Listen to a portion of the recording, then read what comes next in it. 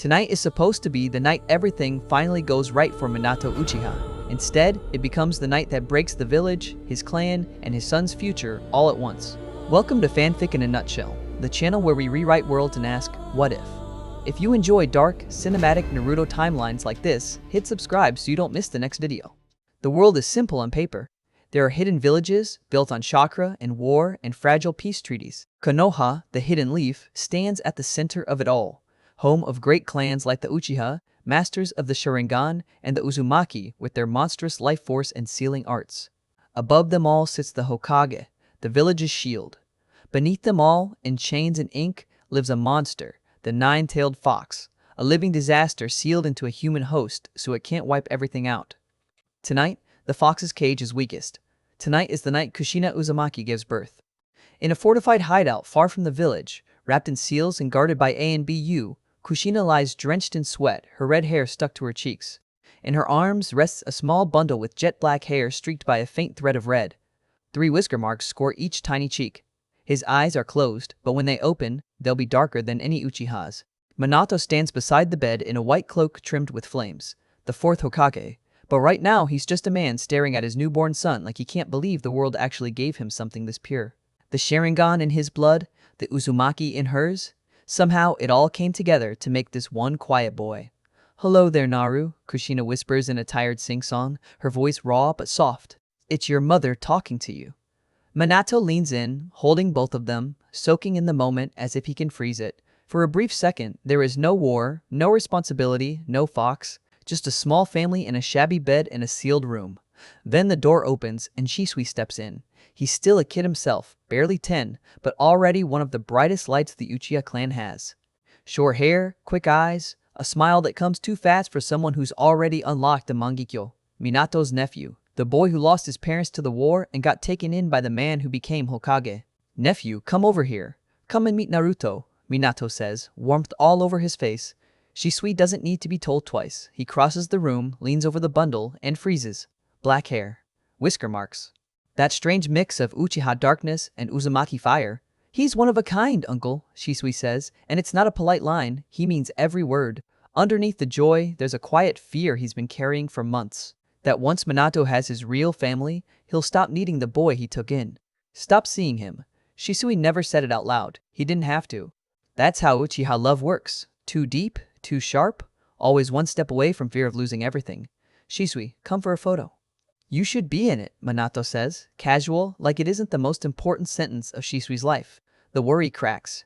Shisui slides into the spot Minato leaves for him, in the middle beside Kushina, with Minato's hand resting on his shoulder. Naruto lies half asleep in Kushina's arms, 3 faint whisker marks and soft breaths. It's not just a family photo. It's a promise. Shisui can breathe again. He laughs and talks about the future, about all the things he'll do with Naruto once he's older. Training, pranks, late-night ramen. Minato smiles, but his eyes tighten for a second. "Yes, but don't be so quick to look ahead," Minato says. "Enjoy the moment. Don't take anything for granted. You never know when it'll be gone, and you'll wish you could come back." Shisui nods, not really understanding. Naruto reaches up for his finger, tiny hand trying and failing to grab hold. Kushina yawns, the post-birth exhaustion finally crashing down. "Minato, I'd really like some rest." "Take Naruto," she murmurs. He takes the baby, gives her a kiss on the forehead, and turns towards Shisui. That's when they both feel it. A presence that doesn't belong. Heavy, wrong. Like a shadow pushing its way into a room that was already full. Minato's smile disappears. A man stands at the edge of the room. Orange mask, single eye hole.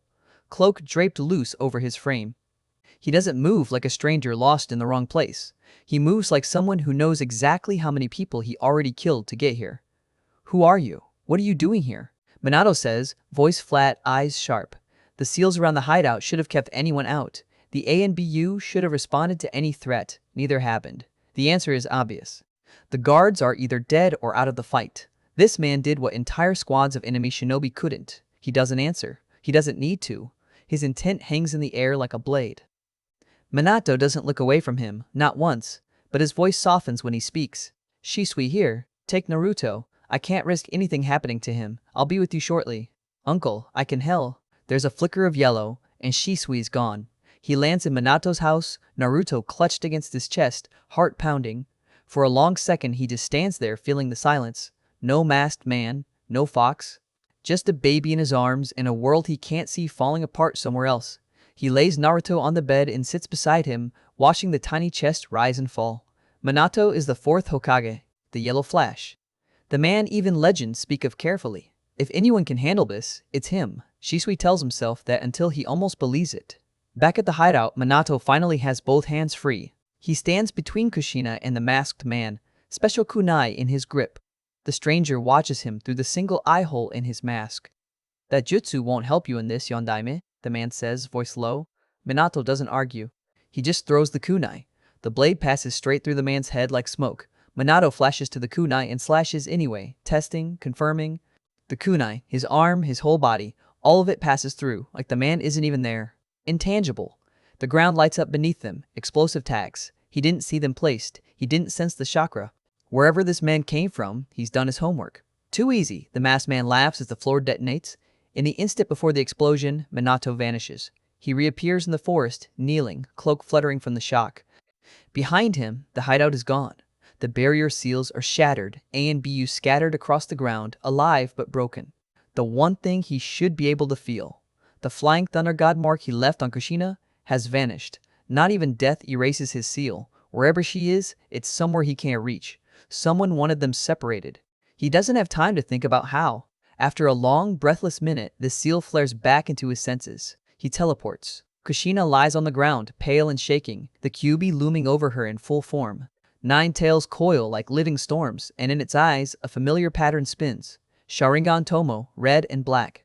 Someone stole control of the fox. Someone used Uchiha power to rip it out of her. The Kyuubi's claw descends.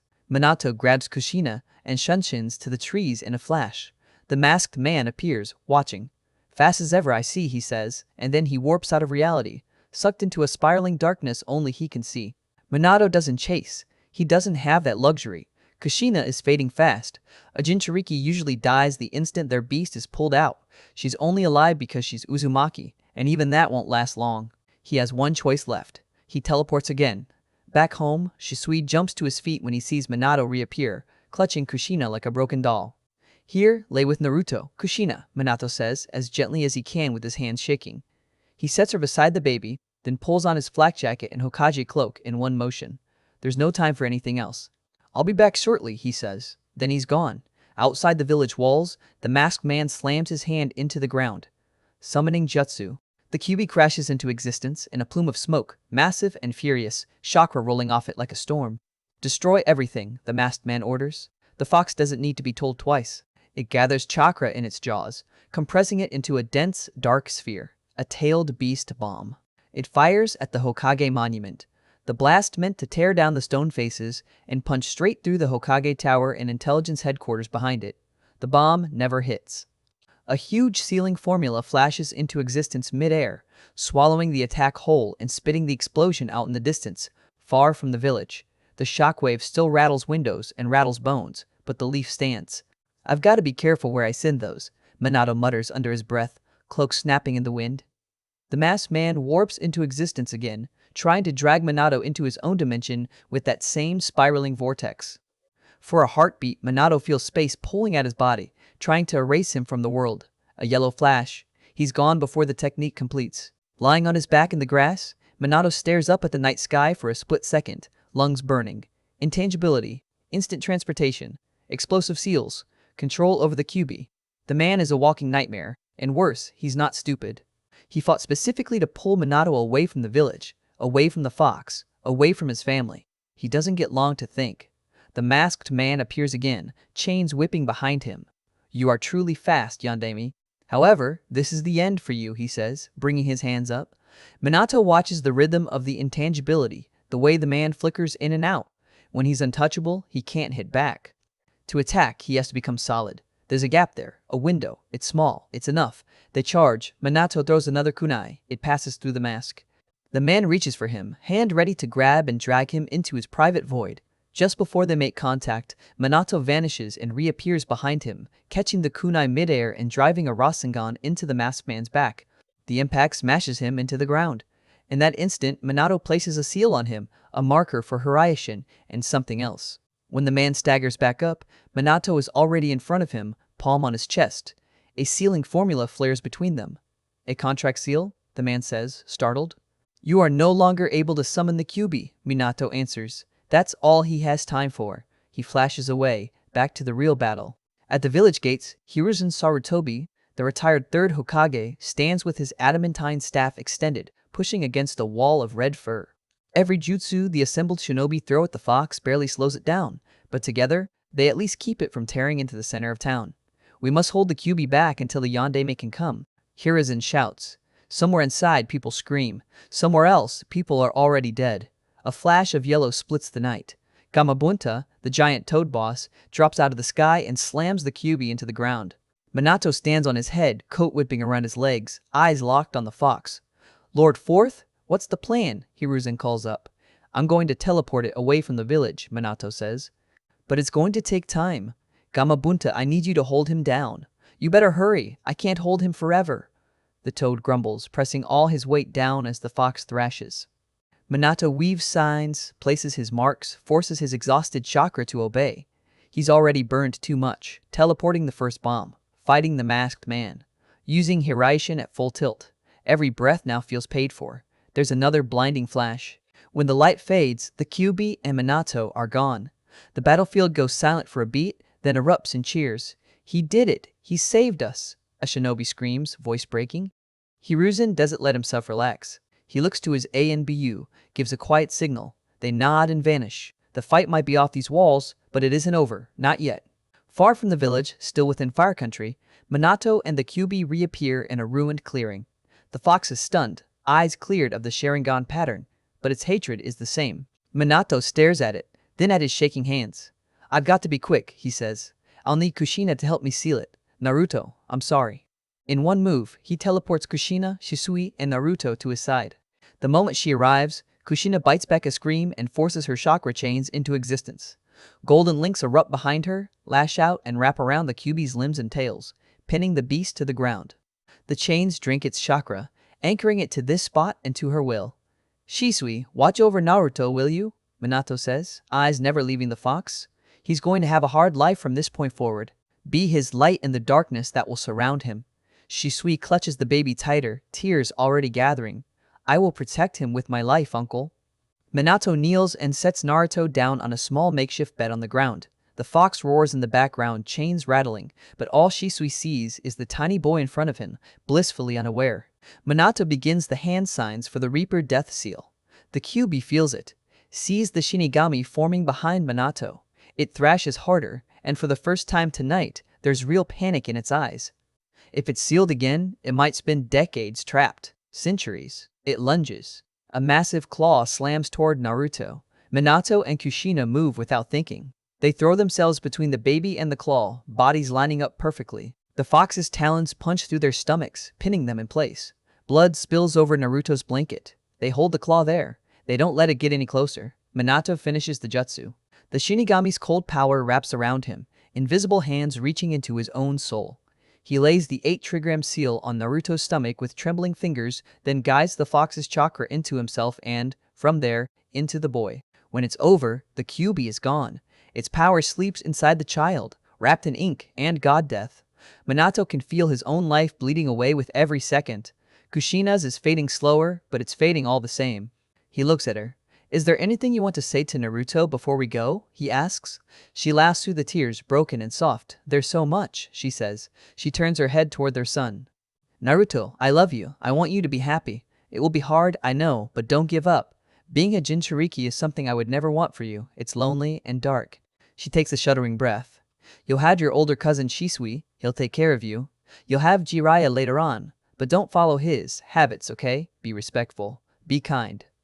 Hold the few people who love you close and never let them go. They'll be the ones who keep you in the light. Her voice cracks. There's so much I wish I could teach you. I wish I could be with you. Naruto, I love you. Minato, I'm sorry I took all your time, she whispers, guilt bleeding through even now. It's okay, he says, holding her. Naruto, listen to your mother. And take it easy on Shisui, alright? Don't cause too much trouble. He's really young and this will be challenging. But I know you two will be great. Kushina looks up at him, desperate. How can you be sure it will all be okay? Because he is my son, Minato says simply. He turns to Shisui. Shisui, I'm sorry I'll be leaving you alone now. Please help Naruto through this incredible burden. I want the villagers to look at him as a hero. Without him, the Kyuubi would have destroyed the village. Shisui can't answer. He can only nod, tears streaming down his face. Heroes are supposed to be invincible. In stories, they always get back up. In real life, a hero usually dies so everyone else gets to live. They share one last embrace. Minato, Kushina, Shisui, and Naruto in the center of it all, and then Minato's body goes still. The Shinigami takes its due. Kushina clings to Naruto for a moment longer before the light leaves her eyes too. By the time Hiruzen and his ANBU arrive, Shisui is sitting in the middle of the ruined clearing, holding a crying Naruto in his arms. Minato's body lies nearby. Kushina's chest barely moves. Kushina! Hiruzen rushes to her. She forces her eyes open one last time. Minato sealed the Kyuubi within Naruto, she says. Shisui is going to take care of him. Please help take care of Naruto. We wish for Naruto to be seen as a hero, but if possible, keep it secret until he has time to make a couple friends. It's a lot to ask. Her voice fades. She dies with Naruto's name on her lips. Of course, Kushina. I'll do my best to protect Naruto for you and Minato, Hiruzen says quietly. He signals the ANBU to take the bodies back to the village. Then he rests a hand on Shisui's shoulder. Shisui, this will be hard, not just for him, but for you as well. I'm taking you into ANBU as my guard. That way I can keep you in the village with Naruto. When he's old enough to take care of himself, you can choose your own path. For now, this is how it'll be. Shisui swallows hard. What about his heritage? Hiruzen's face tightens. No one can know he is the son of Minato, at least not until he's strong enough to protect himself. Shisui nods. What about Kakashi? He deserves to know. Hiruzen thinks about it, then nods. Kakashi will be told. He was Minato's student. He has that right. The night ends. But for Naruto and Shisui, it's only the beginning. Days later, the council meets. Hiruzen stands before the clan heads and elders and tells them what they already feared. The fourth Hokage has died, he says. I will resume the position of Hokage. Even Danzo stays quiet at that, for now. Afterward, when the room empties, Hiruzen calls Fugaku Uchiha in. Shisui steps out of the shadows with Naruto in his arms. They sealed the Kyuubi into their son, Hiruzen says. This is Naruto. What do you plan to do with him? Fugaku asks. Surely you won't put him in the orphanage. Shisui will raise him, Hiruzen answers. Fugaku studies the boy, then Shisui. He respects the young Uchiha, everyone does. He's still young, Shisui straightens. I'm more than ready. Fugaku gives a small, unexpected smile. I didn't say you weren't. You are young, but you will have my support. I assume this was Minato's wish. I won't stand against it. When he leaves, Shisui stands in Hiruzen's office, stunned by how smoothly it all went. No shouting, no tug-of-war over the boy, just quiet acceptance. Then Kakashi walks in. He sees the baby first, then the look in Hiruzen's eyes. He doesn't have to be told. So, he's gone, Kakashi says, voice flat. Yes, Shisui answers. This is Naruto, and he now holds the Kyuubi. Hiruzen explains the rest. The seal, the sacrifice, the wish that Naruto be treated as a hero, not a curse. Then he asks the favor Minato would have asked himself. I would like you to help Shisui train Naruto when he's old enough, Hiruzen says. Minato entrusted him to the two of you. Kakashi doesn't hesitate. I'll gladly help in any way. A new house is prepared on the outskirts of the village. 4 acres of land, distance from the main streets, layered with seals to suppress the fox's chakra if anything goes wrong. It's both a home and a cage. Shisui understands that better than anyone. I can work with this, he says, forcing a smile. He holds Naruto on the porch as the sun sets over a village already starting to rebuild. The boy gurgles and grabs at his flak jacket, utterly unaware that the world has decided what he is before he even takes his first step. Shisui presses his forehead against Naruto's. We'll make you strong, he whispers. We'll make sure this doesn't break you. Time moves. Konoha expands, using the reconstruction as an excuse to redraw its own map. Some clans are moved closer to the center, nearer to the Hokage Tower. Others stay where they are. Only one clan is pushed all the way to the far edge of the village. The Uchiha are given a new compound at the southernmost end, a clean segregation wrapped in polite words. More space. More training grounds. Better security. That's what Danzo tells the elders. That's the story they feed the clan. Fugaku knows better. So does Hiruzen. So does Shisui. The Kyuubi had Sharingan eyes when it attacked. Someone decided that was enough to brand the entire clan a threat. Enough to strip their police power, hand parts of that authority to ANBU, and pin them in at the edge of town. Shisui walks through the new district with Itachi at his side one evening. The two of them returning from a patrol. They pass fresh walls, new houses, fences that look more like limits than protection. Lamps flicker on. Children run between doorways, laughing, their shadows stretching across the road.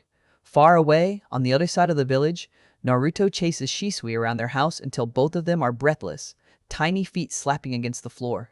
Kakashi dozes on the couch, one eye open, pretending not to be amused. Yugao drops by when she can, sword at her hip, letting the boy tug at her sleeve. On the surface, life goes on. Underneath, something hairline and almost invisible has started to crack. If you're still here, you already feel it. How all of this is just the calm before something much worse. And this is only the beginning. The forest watches them.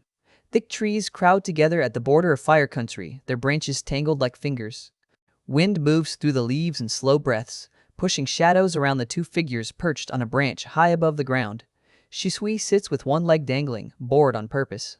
Beside him, a smaller boy stands straight-backed, eyes scanning everything. Itachi, Uchiha, 5 years old.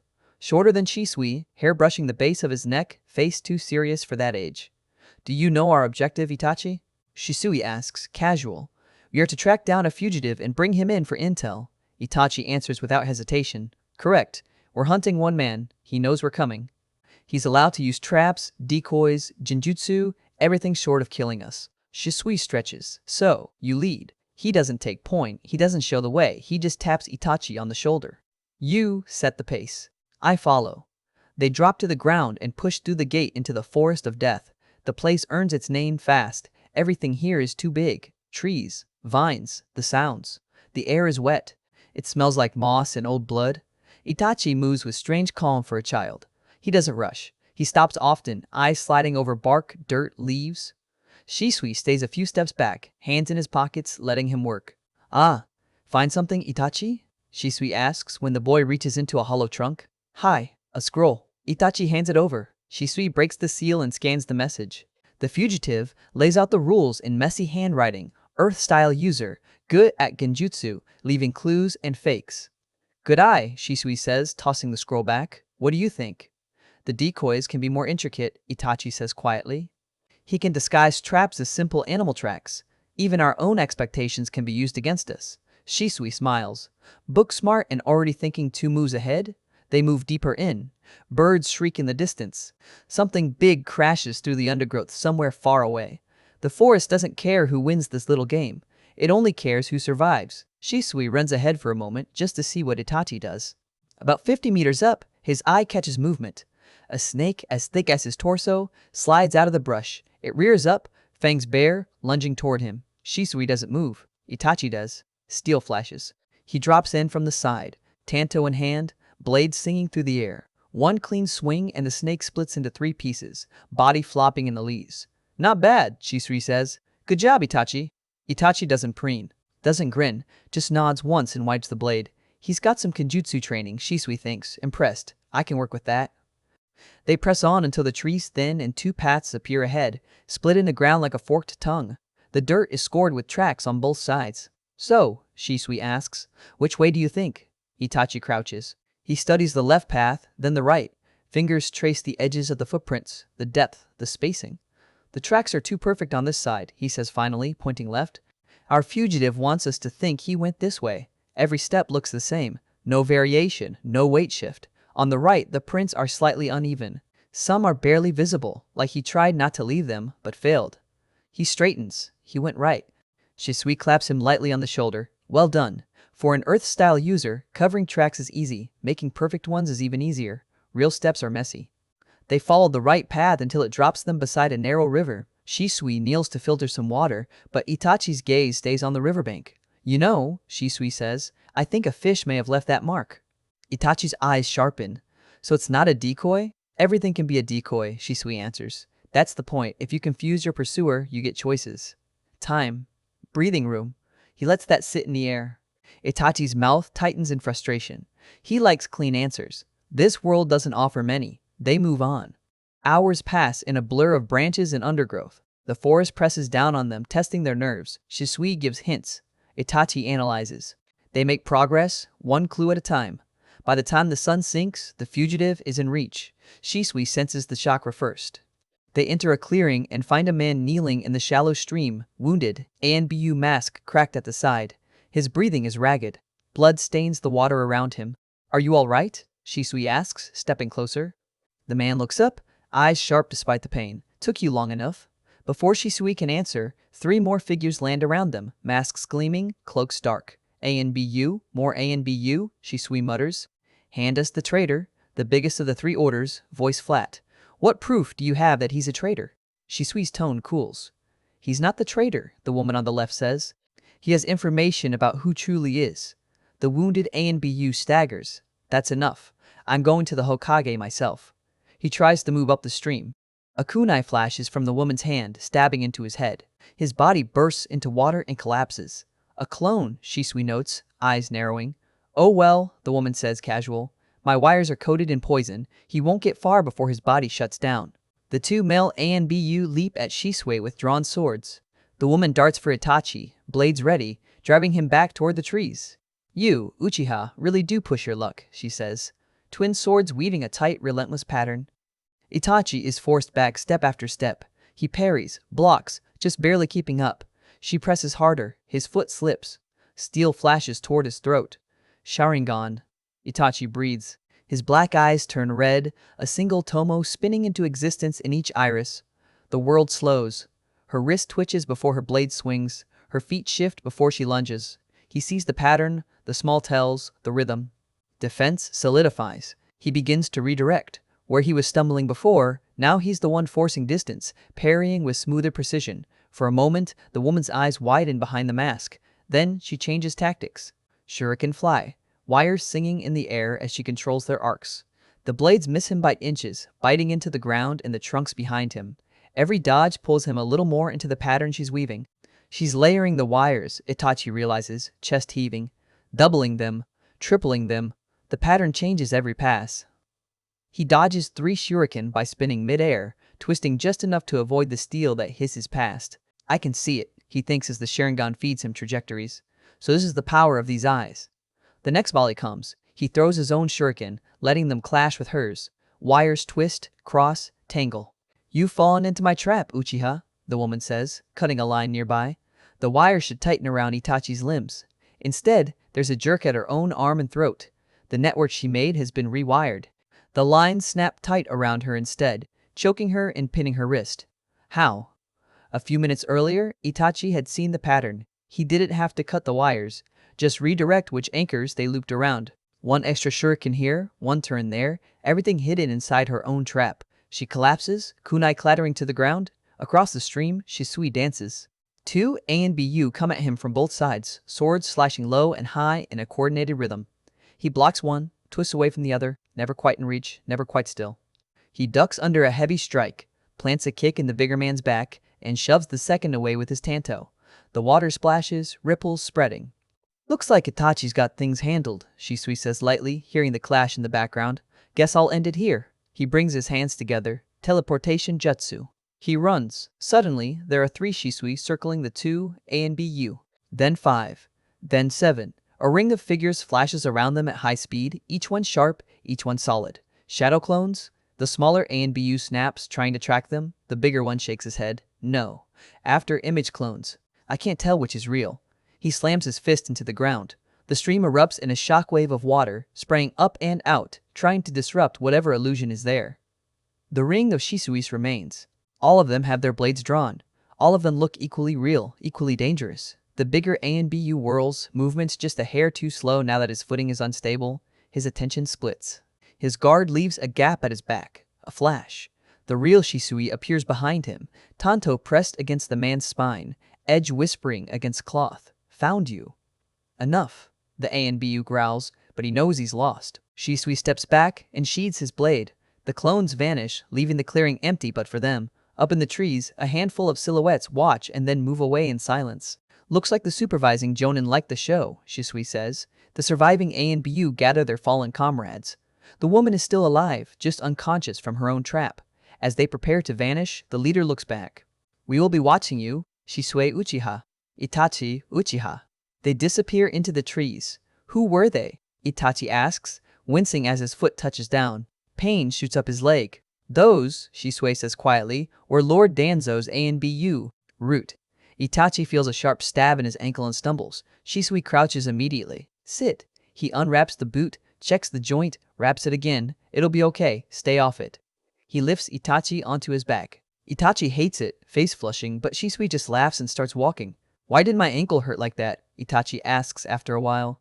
There's a gap, Shisui explains, between what your Sharingan can see and what your body can handle. Your eyes read more than your body is used to reacting to.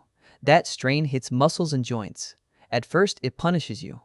So, I'll always get hurt using the Sharingan? Itachi asks quietly. No, Shisui says. You adapt. Your body catches up. You did well for a first time, especially using it in the middle of a fight. I couldn't let you fight them alone, Itachi murmurs. I had to use it. Shisui chuckles.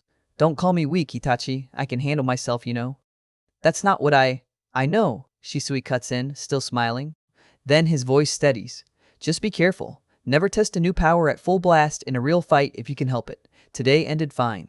Next time, might not. I understand, Itachi says. He falls asleep on Shisui's back, small hands resting against the older boy's shoulders. By the time they reach the Uchiha compound, night has rolled in. Fugaku waits outside, arms crossed. Back already? How did he do? Fugaku asks. He's exceptional, Shisui says honestly. I'd like to start his training in full tomorrow. Of course, Fugaku replies. You said this was a 3-day exercise. What happened? We ran into an ANBU and 3 of Lord Danzo's men, Shisui answers. Itachi fought one and handled himself well. The rest is probably going to be classified.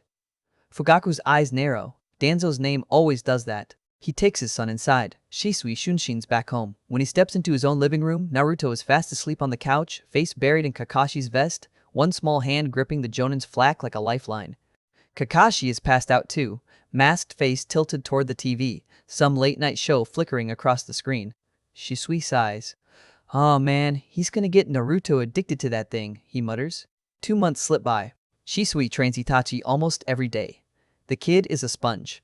Everything Shisui shows him, he absorbs and refines until it's clean and sharp. Genjutsu, Kenjutsu, Taijutsu. The only thing standing between Itachi and perfection is time. Kakashi's help is constant but quieter now. Missions pull him away for longer stretches.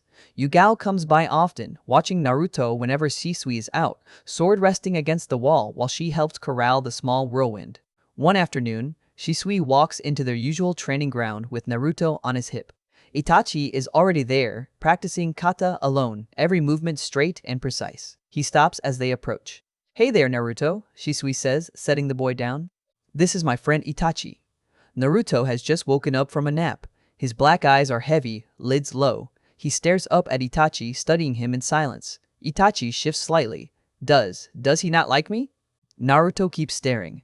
Then, without warning, he steps closer and pokes Itachi's chest with one finger. You're the guy Nissan talks about? Naruto says finally. The serious one. Shisui laughs. Told you he's sharp. Naruto's gaze softens. Hi, Itachi Nissan. Itachi's shoulders loosen at the title. Hello, Naruto. Shisui watches them carefully. He's wanted this meeting for a while. Naruto needs bonds outside these walls, people who see him as more than a vessel. Itachi is one of the only ones Shisui trusts completely. Naruto runs off to explore the training field, poking at logs and trees, trying to copy some of the stances he saw. He's energetic, Itachi says. That's one word, Shisui replies. He's also my family. I thought that, Itachi says quietly. You guard him like more than a charge. Yeah, he's my cousin, Shisui answers. His father, my uncle, was the Yondaime. Itachi's eyes widen. The respect he already held for Shisui ticks up another level. If you ever need help, Itachi says, I will. I appreciate it, Shisui says. Just don't go trying to steal him from me. They both hear a clatter. Naruto has somehow climbed onto a fence post and is now attempting to balance on one leg, arms flailing. Shisui sighs and moves. Naruto's childhood blurs into a rhythm, running drills around the house until his legs burn, learning how to grip a practice sword without dropping it. Listening to Shisui talk about chakra and control long before any other 4-year-old should know those words. Yugao teaches him how to hold a knife safely, then spends half her time chasing him because he stole her katana and hid it behind the couch. Kakashi accidentally hooks him on a TV drama about ninja detectives. Hiruzen stops by often, telling stories from old wars, from the days of Hashirama and Madara, feeding the boy's imagination. Shisui never forgets what Minato asked. Be his light in the darkness that will surround him. Naruto trains, laughs, falls, gets back up. Shisui doesn't take any of it for granted. Not anymore. 2 years slide past. Itachi turns 11, then 12. Naruto hits 2, then 3.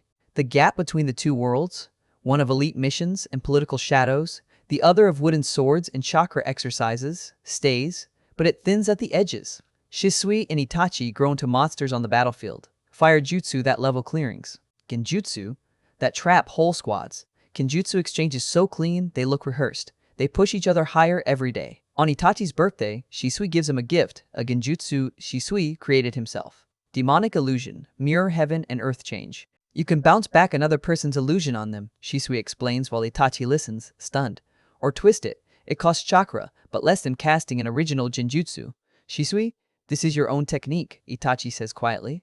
And who better to have it than my best friend?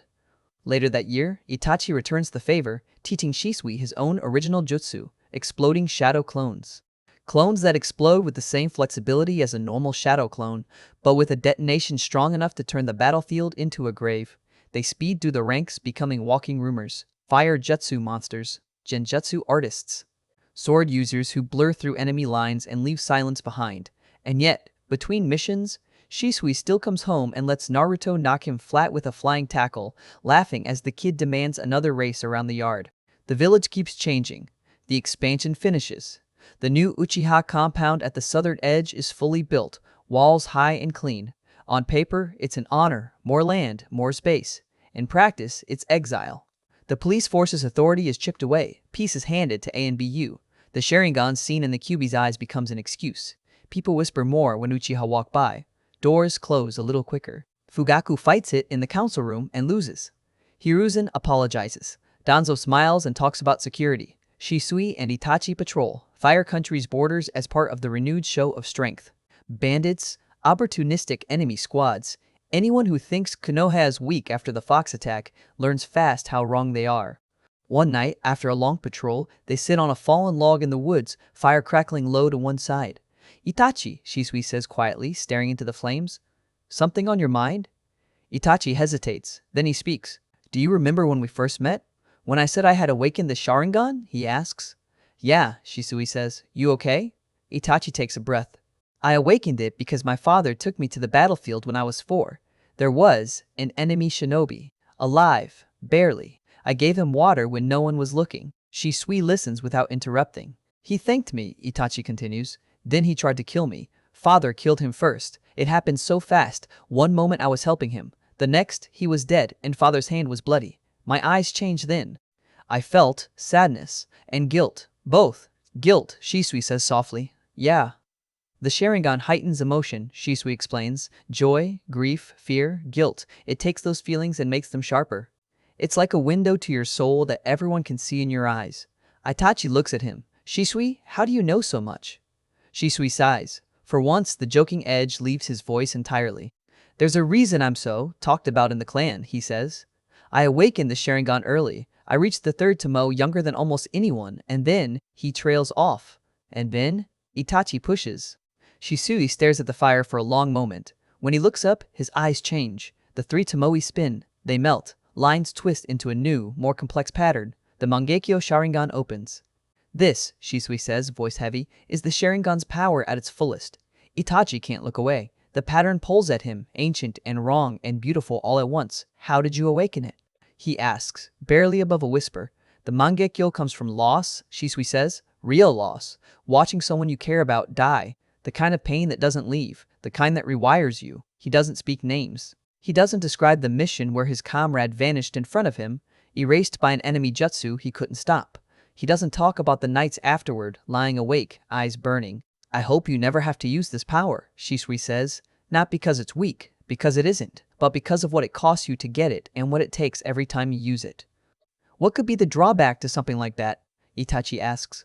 My vision, Shisui answers. Every time I use these eyes, every time I use the Mangekyo's abilities, my sight gets worse. Slowly, but it does. Power always has a price, Itachi. Every jutsu, every shortcut. There is no perfect technique. Silence settles between them. Do you think peace can ever truly be achieved? Itachi asks suddenly. Shisui leans back, stares up at the sky. Stars burn cold above the tree line. I'm not sure, he says honestly, but that doesn't mean we stop trying. Itachi's shoulders sag with that answer, then square again when Shisui claps his hand on his shoulder. I'll always be there for you, my friend, Shisui says, whatever comes. 10 minutes later, they stamp out the fire and move on. Back in the village, Yugao tears through Shisui's living room. Damn it, where'd the brat go? She snaps. Naruto, 3 years old and made of mischief, has stolen her katana again. She left it on the coffee table for a second. He dragged it carefully, with both hands, behind the couch, then crawled away and hid under the dining table, barely holding in his giggles. If they ever hear about this, Yugao mutters, dread coiling in her gut. I don't even want to think about it. By the time Shisui comes home from his mission 2 days later, he finds her standing on a chair peering over the top of the cabinet, while Naruto sits in the middle of the room like nothing happened. All big eyes and innocence. It's chaos. It's home. But the shadows outside that little house are getting longer. Months pass, missions stack, disappearances begin, shinobi from the Uchiha clan vanish without explanation, patrols don't come back, bodies don't show up. On the surface, nothing is wrong. Underneath, whispers grow. One night, a crow taps on Shisui's window at 2 in the morning. He rolls out of bed instantly. No one else uses that signal. He dresses, grabs his weapons, checks Naruto asleep in his room, and slips out into the night. Their meeting place is on the edge of the forest of death, in a secluded clearing no one else bothers with. It's their spot. No ANBU, no root, no clan elders, just 2 boys trying to hold up a village. Itachi is already there when Shisui arrives. He looks older than his age again, tensed, hollow-eyed. Itachi, Shisui says, what's wrong? Things are going to get bad, Itachi says quietly. Soon. What do you mean? The clan is furious, he says. They were pushed to the outskirts. Their authority over the police was cut. Were being watched, doubted, blamed for the 9 tails. Shisui's face hardens. He knew some of this. He didn't know how deep it ran. That served to aggravate them, Itachi continues. And now Uchiha members are going missing. Some think the village is targeting us. Others say outside enemies. No one really knows. But they're angry, and they want their power back. And if they move? Shisui asks. It would be devastating, Itachi answers. For both sides. A revolt would throw the village into civil war. Other nations would pounce. Konoha would fall. The words hang between them like a blade. Itachi, what do we do? His voice cracks on the last word. For all his genius, all his strength, he's still just a kid being asked to choose between his clan and his home. Honestly, Shisui doesn't know. This isn't like planning an ambush, he says. There's no clean way to win. Whatever path we take, someone bleeds, and the scars last for generations. Itachi's eyes shine in the dim light. If Shisui doesn't know, then maybe there is no way out. No perfect genjutsu. No single jutsu that can fix everything. Shisui sees that line of thought and cuts it off. Don't break on me yet, he says softly. Didn't we always say that if anyone could find a way to peace, it'd be us? I still believe that. We gather intel. We find out who's pushing this. If someone is feeding the clan lies, we cut that line. Itachi nods slowly. He trusts Shisui more than he trusts anyone else. One more thing, Shisui says, tone turning colder than Itachi has ever heard from him. If worst comes to worst, we'll have to pick a side. The forest goes quiet around them. They both look up at the stars. I know, Itachi says. And somewhere, far from their little clearing, in a dark room lined with files and stolen secrets, Danzo Shimura lays a hand on a sealed folder marked with one word, Uchiha. If you're still here, you can feel it. This isn't training anymore. This is the road to something that can't end clean. And they're already walking it. Naruto's 4th birthday is supposed to be simple. No missions, no politics. Just cake, stupid jokes, and the promise that one day he'll finally get to see the village he's been hearing about his whole life. Instead, it becomes the day his eyes open in the worst way possible. The house is quiet when Shisui finishes tying Naruto's headband. It isn't a real one yet, just a dark strip of cloth with no metal plate, but Naruto treats it like treasure. He stares at himself in the mirror, testing poses. Black sleeveless shirt, black shorts, wristbands, sandals, hair spiked out every which way. You look good, Naruto, Shisui says, leaning on the doorway, arms crossed, grin easy. Thank you, Nii-san, Naruto says. The word still hits Shisui in the chest. Cousin by blood, brother by everything that matters. Shisui laughs, ruffles the spikes. Careful, if you get any cooler, the clan council will try to recruit you. Naruto pulls away, pouting, then can't hold the smile back. Today is his day. There's a party planned. Kakashi said he might swing by. Yugao promised something special, in a voice that makes Shisui nervous. Hiruzen hinted at stories. For Naruto, who has never been further than the training field and the tree line, that already feels like the whole world. Oh crap, Shisui mutters suddenly, patting his pockets. Hey, there's something I have to do really quick, okay? I'll be right back. Wait here. Naruto groans. Aw man, make me wait longer. You're cruel, you know that? I'm sorry, Naruto. It'll be fast, I promise. Naruto narrows his eyes. It better be. Shisui laughs and ruffles his hair again, then vanishes in a puff of smoke, teleporting off to handle whatever last-minute thing he forgot. Probably a gift, or arranging with Hiruzen, or something, only he thinks is subtle. Naruto is alone. He walks to the living room, the sound of his own sandals suddenly so loud. The house is protected by layers of seals. Chakra suppression, intrusion alarms, barriers keyed to his and Shisui's chakra. A and BU patrol the area. It's supposed to be one of the safest spots in the village. Still, the quiet feels heavy. He sits on the couch, swings his legs, tries to count seconds like Shisui told him when he's impatient. 1, 2, 3. A faint jingling breaks the silence, metal on metal. Not Shisui's soft step or light hum. Something else. The door opens. Ni-san, you're slow. Two figures step inside. Naruto's smile dies before it fully forms. They wear plain black cloaks. Their masks are white and blank. Oval faces stripped of any pattern or color. No animal motifs, no clan marks, nothing to hold on to, just empty. Shisui's mask has swirls, Yugao's has edges. Even Kakashi's covered face has an eye and a scar, something human. These are nothing. For a second, Naruto's brain tries to slot them into the category he knows, ANBU, protectors. Shadows that serve the Hokage. But the chakra rolling off these two is wrong. Cold, focused on him like a hand closing around his throat. He understands one thing very clearly. If they want to hurt him, there is nothing he can do. He is 4. He knows how to run, how to throw a wooden kunai, how to breathe through chakra exercises until his head spins. None of that means anything if an adult with steel in their hand decides it's over. The taller figure steps forward. A sword slides into view, the tip pointing up, edge glinting. Naruto's knees give out. He drops to the floor hard enough to bruise, but he barely feels it. Fear drags him down, pins his limbs, fills his lungs with burning air that doesn't go anywhere. The weight of their intent presses over him like deep water. He has seen swords before. Training blades. Sparring tools. Shisui's tanto always in its sheath unless he's cleaning it. He has never seen one like this. Unforgiving. Final. The sword tilts. The tip moves from the ceiling to the space over his chest. Someone is trying to kill him. Not in a story. Not as a game. For real. Time fractures. The world draws out like someone stretching it by the edges. The sword's motion slows. Every tiny shift of the blade, every finger on the hilt, every breath from behind the mask becomes painfully clear. His heart slams against his ribs. His hand twitches but won't move.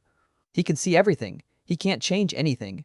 In that frozen, stretching moment, something cracks open inside his eyes. The world sharpens. Colors deepen. Edges harden. The slightest tremor in the attacker's wrist becomes obvious. The tiny adjustments in footing as they brace for the stab. Naruto can read it all with agonizing clarity. Black irises burn red. A single tomoe spins into existence in each eye. It's the first time he's ever felt truly helpless. It is also the first time the Sharingan answers. The sword falls. Naruto still can't move. The terror grips his muscles tighter than any chain. He doesn't want to die. His body doesn't care what he wants. It knows only fear, and fear locks him in place, forces him to watch his own death arrive in slow motion. A blur slams into his vision. Metal scrapes and rings. Sparks jump. The sword never reaches him. His sight tilts. The room spins. Someone's arms catch him as his knees fully give. Shisui. Naruto tries to say his name. The sound doesn't make it past his throat. His vision tunnels. The red in his eyes reflects back at Shisui from the steel for a heartbeat before everything goes black. Shisui looks down at the tiny body in his arms, at the newly awakened Sharingan staring sightlessly up at him, and something inside him tears. Naruto, I'm sorry, he whispers. Two bodies lie on the floor behind him, necks at wrong angles, blood already spreading across the wooden boards. He doesn't remember the fight in detail, just impact. The heel of his foot against the mask, the twist of his wrist as he redirects a blade, the crunch of bone. He never imagined someone would attack the house. For 4 years he trusted the seals, ANBU patrols, his own presence. Trusted that the world wouldn't be stupid enough to come straight for Minato's son and the Kyuubi's cage. He was wrong.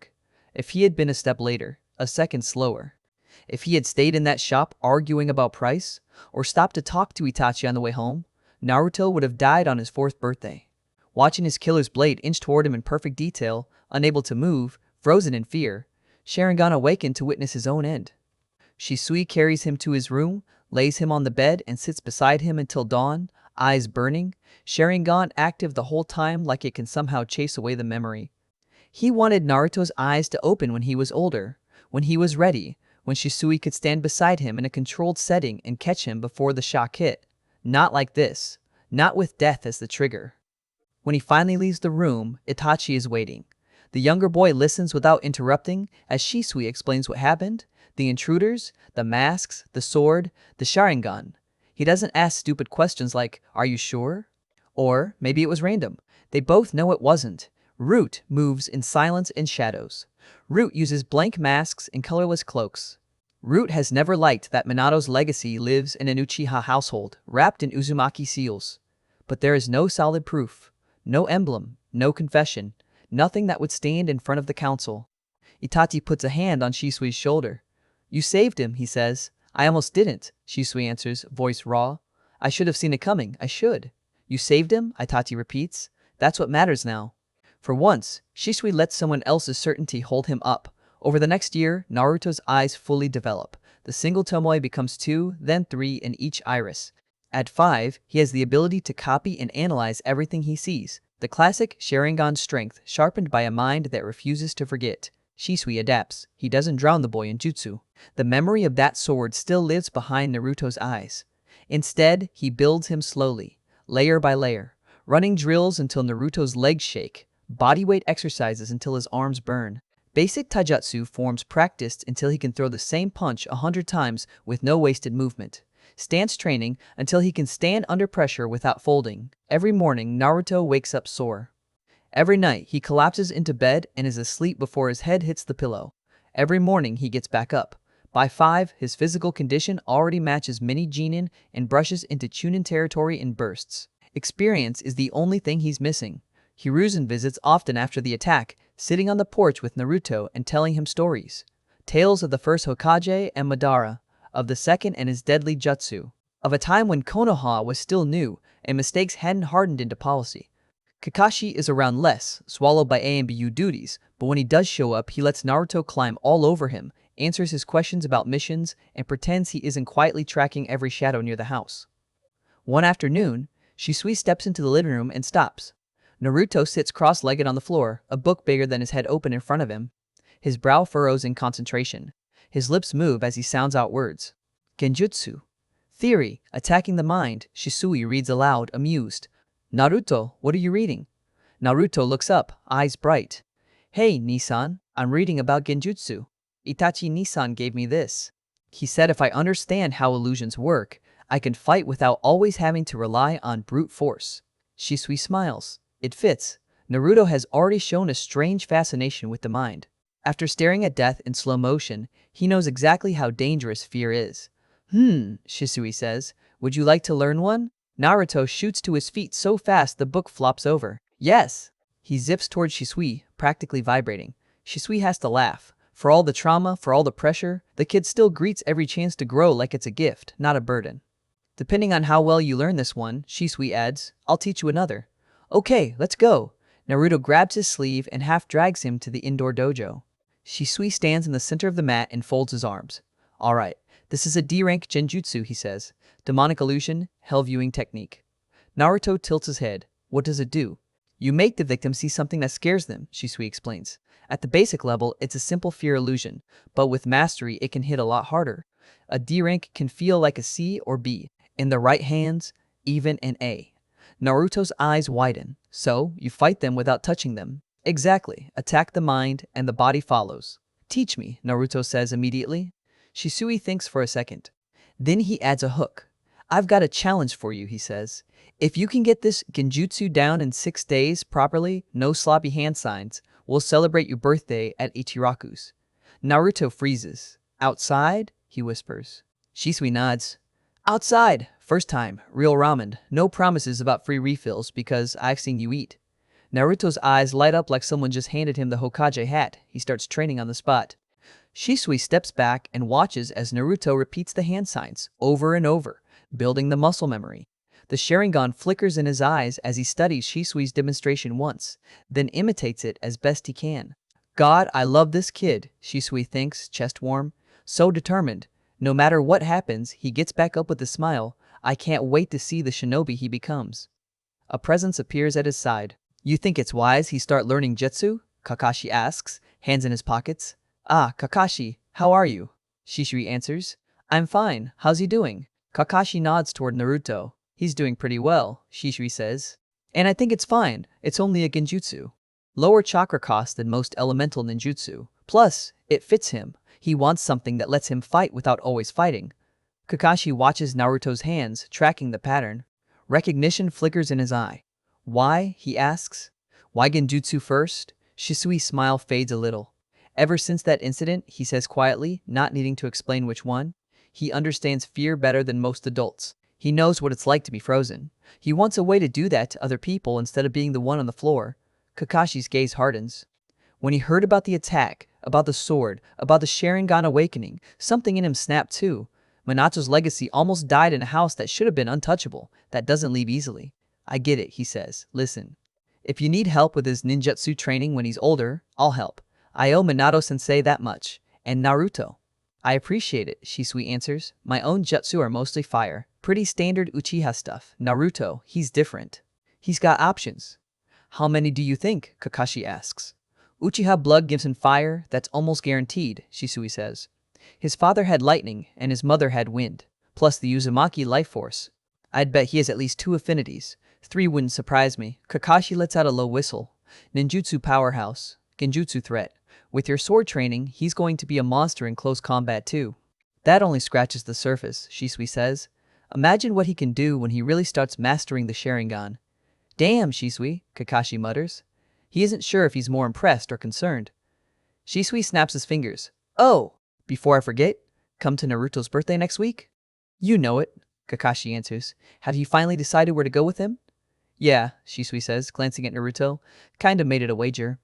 If he masters that genjutsu in 6 days, we go to Ichiraku. Between you and me, I'm taking him anyway. First time out of the house. He loves ramen. I want him to have something good to remember. Kakashi snorts. You can be cruel, you know that? He's going to break himself trying to earn a reward you were going to give him anyway. It'll be a good kind of cruel, Shisui says. Either a nice surprise or a fair prize. Both are wins. As Naruto stumbles through the signs again, tongue sticking out in concentration, Shisui's mind drifts just a little. I still don't know what to give him, he says. Something that really means something, not just a toy. You always go over the top with your gifts, Kakashi replies, but they're useful, and they count. Yeah, he's so young, Shisui says, watching Naruto. I don't want to bury him in burdens, but I also can't lie to him. The world is going to come for him whether he's ready or not. Maybe his first ninjutsu should be something that says he belongs. The Uchiha signature. The Great Fireball, Kakashi says. Yeah, Shisui nods. His first real ninjutsu should be our family's jutsu, something that ties him to the clan in a way nobody can deny. Kakashi hesitates, then speaks. Hey Shisui, I wanted your permission on something. What is it? You know how much I love Sensei, Kakashi says. As such, Naruto means a lot to me. If he has a strong lightning affinity, I'd like to teach him my jutsu when he's ready. Shisui smiles. The idea of Naruto wielding both Uchiha fire and Kakashi's blade of lightning feels right. Of course, Kakashi, he says. It would be an honor if you taught him. Kakashi nods once, gratitude hidden under his usual slouch. For a moment, the future looks clear. Naruto, laughing with ramen broth on his face, Shisui watching from the side, Kakashi teaching him how to cut through lightning itself. Itachi dropping by between missions. Yugao threatening to cut anyone who looks at them wrong. A family built out of war and loss, somehow holding. If you're still here, you can feel how fragile that picture is.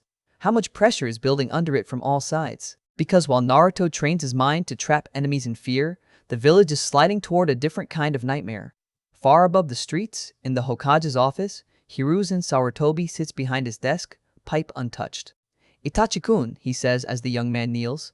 How are you? Not well, Lord Third, Itachi answers. There is no hesitation, no pretense. His eyes are heavy. The clan is dead set on their plans, he continues.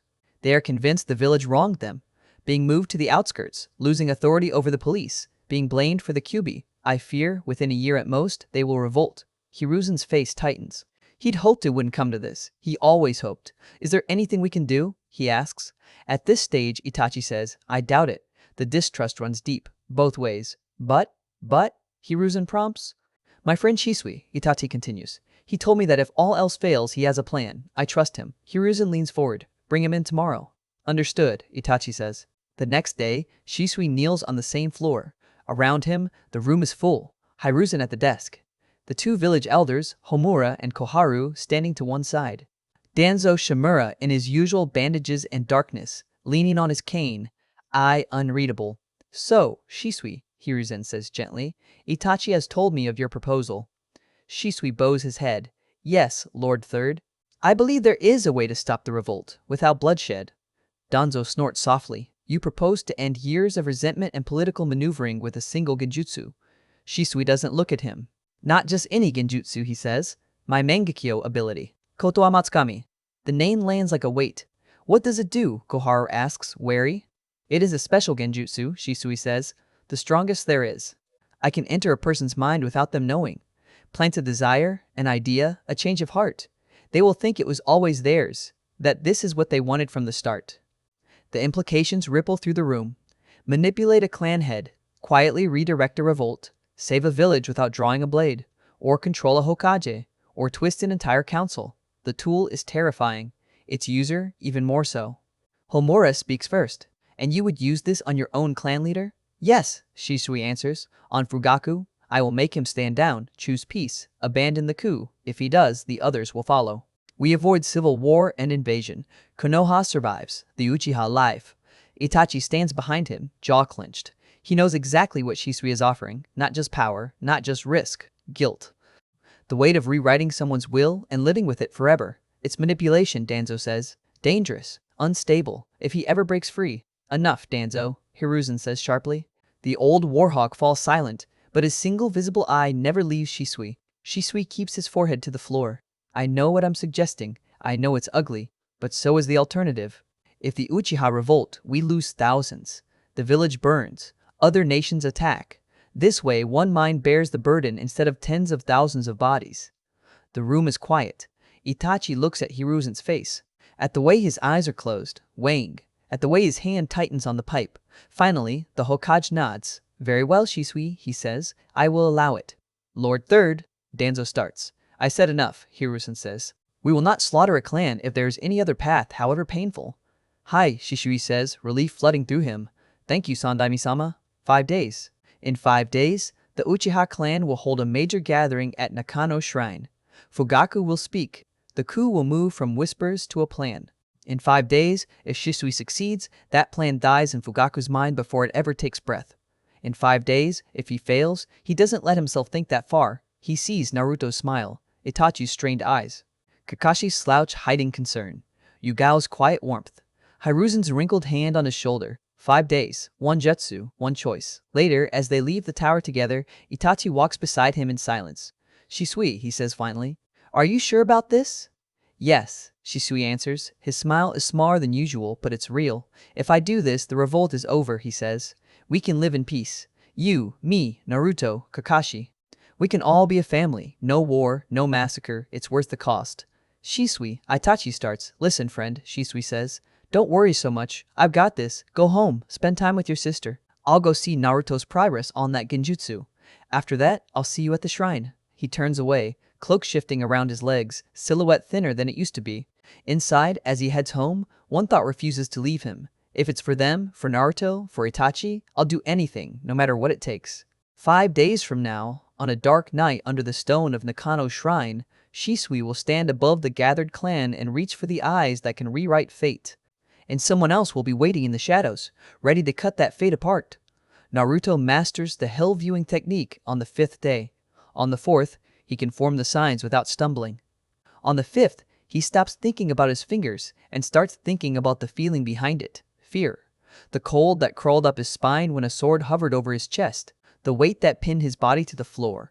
He doesn't aim it at Shisui, not at first. He practices on a log, on a leaf, on the idea of an enemy. Shisui steps in front of him, lets the chakra wash over him once to test it. Feels the way Naruto's intent reaches for his nerves. It stings. He breaks it easily, but the impact is there. Good, Shisui says, rubbing his neck. Too good, actually. Don't use this on your friends, okay? Naruto grins, the edge in his eyes softening. No promises. He has the technique. Shisui has no excuse left. A week later, they stand at the village gate.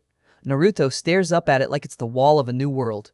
The giant wooden doors are partially open, A and BU on the rooftops, Chunin in the booths checking merchant carts. Voices float on the air. Laughs, arguments, haggling, children shouting. He's never heard so many people at once. Stay close, Shisui says, hand resting on his head for a second. Don't wander. Naruto nods, eyes wide as they step through.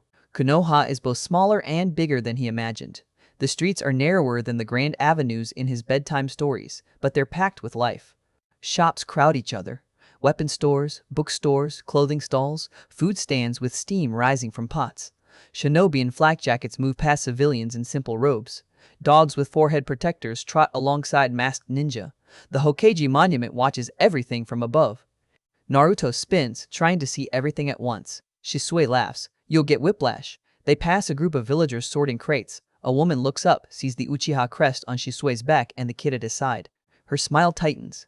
A man next to her follows her gaze, eyes lingering on Naruto's whisker marks. Whispers start. They aren't loud. They don't have to be. Is that the fox brat? Thought he was locked away. Shisui's jaw sets. He doesn't slow. He doesn't snap. He doesn't even look their way. He just places a hand on Naruto's shoulder and steers him gently, body sliding between the boy and the worst of the stairs. Naruto notices. He hears the whispers, the way people's voices change when they look at him, the way smiles vanish. He doesn't know why. He doesn't know what Fox has to do with him. He knows only that something about his face makes people angry. His hand curls in Shisui's cloak. Am I not supposed to be here? He asks quietly. Shisui looks down at him.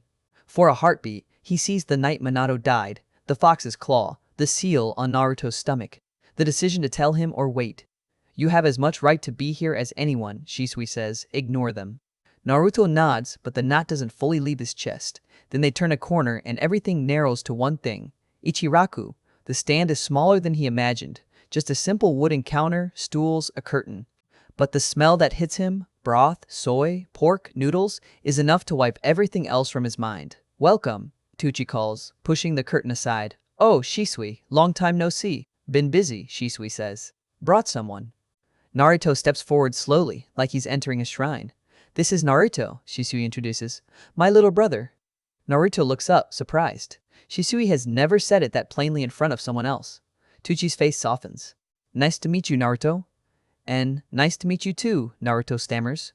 What can I get you? Tochi asks. Naruto hesitates. He looks up at Shisui, silent question in his eyes. Shisui nods. Anything you want, he says. Within reason. Don't try to eat the menu. Naruto looks back at the counter, at the steam, the pots, the neatly stacked bowls. It feels like a test somehow, like the wrong choice will break the spell. Ramen, he says finally. Miso, with chashu, and egg, Tucci grins. Good taste. Coming right up. Naruto sits on the stool, feet dangling. When the bowl appears in front of him, it might as well be a treasure chest. The broth is rich and hot. The noodles are perfect. The egg is soft, yolk just runny enough. The first bite hits his tongue and his brain stops. Shisui watches his face and laughs. Yeah, Shisui says. It hits different when it's not from my terrible attempts in our kitchen. Naruto doesn't answer. He's too busy inhaling the bowl like it might vanish. Touchy watches too. There's something about a kid eating with that much raw joy that cuts past rumors and fear. The whisker marks, the Uchiha crest, the whispers, none of that matters when Naruto leans over the bowl with broth on his chin. Another? Tucci asks when Naruto scrapes the bottom. Naruto looks at Shisui. One more, Shisui says. Then training tomorrow. I'm not carrying you home if you pass out in a noodle coma. Naruto nods fiercely. For a while, the world is simple. Warm broth, wooden counter, the murmur of other customers, Shisui's quiet jokes, Toichi's easy kindness. If you're still here, you can feel how precious that simplicity is, how temporary. It doesn't last. Days tick by. Naruto's genjutsu sharpens, his stance improves, he trips less, falls less. When he does fall, he gets up faster. Shisui's time at home shrinks. Meetings with Itachi, patrols along the border, silent observation missions in the Uchiha district, watching clan members gather in secret corners. Reports to Hiruzen. Tense standoffs with Danzo's A and BU in alleyways where no words are spoken but everything is understood. The date circles closer. 5 days. 4. 3. The night before the Uchiha gathering, Shisui stands on the hill behind his house, watching the village lights. Naruto finds him there. He comes up quietly, bare feet whispering through the grass, dark shirt blending into the night. He's getting good at moving silently. Shisui only notices him when small fingers tug at his cloak. "Nisan," Naruto says, "you're worried about something." Shisui smiles without turning. "What makes you think that?" "You're doing that thing with your shoulders," Naruto says. "Like you're holding something heavy but pretending not to." Shisui snorts. "You've been spending too much time around Kakashi. You're getting observant." "Are you in trouble?" Naruto asks. The directness of it hits harder than any kunai. Shisui looks down at him. In the dim light, Naruto's eyes reflect his own black rim, red within, 3 tomos spinning lazy circles. The same eyes that watched a sword fall toward them 4 years ago? The same eyes that learned to weave nightmares for others. He thinks of telling him everything: Danzo, the coup, Kotoa Matsukami, the fact that tomorrow he plans to walk into a room full of his own clan and twist their leader's will. He doesn't. "Nothing I can't handle," Shisui says instead. "Tomorrow's just an important day." "For the village?" Naruto asks. "For the village," Shisui confirms, "and for us. If it goes well, things get better. If it goes badly..." He trails off. Naruto waits. Shisui crouches to his level, hands on the boy's shoulders. "Listen," he says. "Whatever happens, I need you to trust me, okay? If I tell you to stay with Kakashi, if I tell you to train with Itachi, if I'm not here for a while..." Naruto's throat tightens. "What do you mean, not here?" "I don't plan on going anywhere," Shisui says quickly. "I'm just saying, just in case. Life is unpredictable. You know that better than most." He taps Naruto's forehead lightly. "You're strong," he says. "Stronger than you know. You've got me, Kakashi, Hiruzen, Yugao, Itachi. You're not alone. Remember that." Naruto nods, but the unease stays. It sits in his chest like a stone as he falls asleep. The next morning, Shisui is gone before dawn. He moves across the rooftops, cloak snapping in the cold air, stopping once to look back at the quiet house. Lights off, curtains drawn. Naruto asleep inside. "Just a little more," he whispers. "Hold on." The Uchiha district feels different today. The new compound streets are clean, the houses orderly, but there is an electricity in the air. People walk in clusters, voices low, doors close behind them. Children are kept inside. The police station's windows burn with light. At Nakano Shrine, lanterns line the path down into the earth. The shrine's stone steps lead into a hidden chamber beneath the river. It's an ancient Uchiha meeting place. Every major decision in the clan's history has been discussed here. Tonight will be no different. Shisui stands in the shadows near the entrance, watching as clan members file in. He spots familiar faces. Fugaku's stern profile, Mikoto's calm gaze, elders with lines carved deep into their foreheads. He feels Itachi's presence beside him before he sees him. "You're here early," Itachi says. "Could say the same about you," Shisui answers. They stand together for a moment, listening to the low murmur below. "You don't have to do this," Itachi says quietly. "Yes, I do," Shisui replies. "You said it yourself. If they revolt, Konoha falls. Naruto, you, me, we lose everything. This is the cleanest shot we'll ever get at stopping it." "Clean?" Itachi repeats. "We're rewriting his will." "I know," Shisui says. "I'll carry that sin. You don't have to." "You my friend," Itachi says. "I won't let you carry it alone." Shisui smiles. "Then you better be there when I'm drowning in it." Voices rise from below. The meeting is starting. Shisui takes a breath. "Time," he says. He moves. He steps down into the glare of the shrine's central hall. Stone walls. Carved torches. The fan symbol carved into the floor. Rows of Uchiha standing, seated, leaning against pillars. Fugaku stands at the head of the room. Shisui approaches, heart hammering, but his face is calm. It has to be. Any hint of strain, any tremor, and someone might suspect. He gets within 10 meters. 5. Fugaku notices him. "Shisui," he says. "You're late." Shisui bows. "My apologies, clan head." He lifts his head. Their eyes meet. For an instant, Shisui sees both man and role. Fugaku the father, who watches Sasuke sleep with a gentleness he hides from everyone. Fugaku the soldier, who remembers the wars Hiruzen doesn't talk about. Fugaku the leader, crushed between his clan's pride and the village's fear. Shisui's Mangekyo spins to life. Demonic illusion, Kotoa Matsukami. The world narrows to a line between their eyes. Chakra flows, invisible but absolute, sliding along that line into Fugaku's mind. Shisui feels resistance, years of conviction, resentment, the heavy weight of collective anger. He pushes through gently, carefully, weaving his will around it instead of smashing it. "You don't want this," he whispers inside the man's thoughts. "You want peace. Your son's safe, your clan safe, the village whole. You will choose negotiations. You will stand down. You will lead them away from rebellion." He plants the seed and wraps it in Fugaku's own memories. The battlefield, the Kyuubi, Sasuke's small hand, Itachi's tired eyes. He makes it feel like the natural conclusion, the only path that ever made sense. Fugaku's eyes flicker. A shift, subtle but real, moves across his face. It's working. Then something cuts through the connection like a blade. Pain lances behind Shisui's right eye. Chakra stutters. The Mangekyo flickers. His head snaps sideways as a hand clamps down on his shoulder, fingers like iron. "How interesting," a voice says near his ear. "So this is the power of Uchiha Shisui." The hall explodes into motion. Root A and BU drop from the ceiling, from alcoves, from shadows that weren't there a second ago. Blank masks, plain cloaks, silent efficiency. Fugaku's hand goes to his kunai. Other Uchiha reach for weapons. The air fills with tension. One wrong move and the room becomes a slaughterhouse. Shisui tries to move. He can't. Something is binding his limbs. Chakra suppression tags? Paralyzing poison? He feels his muscles refuse to answer. His legs tremble but hold.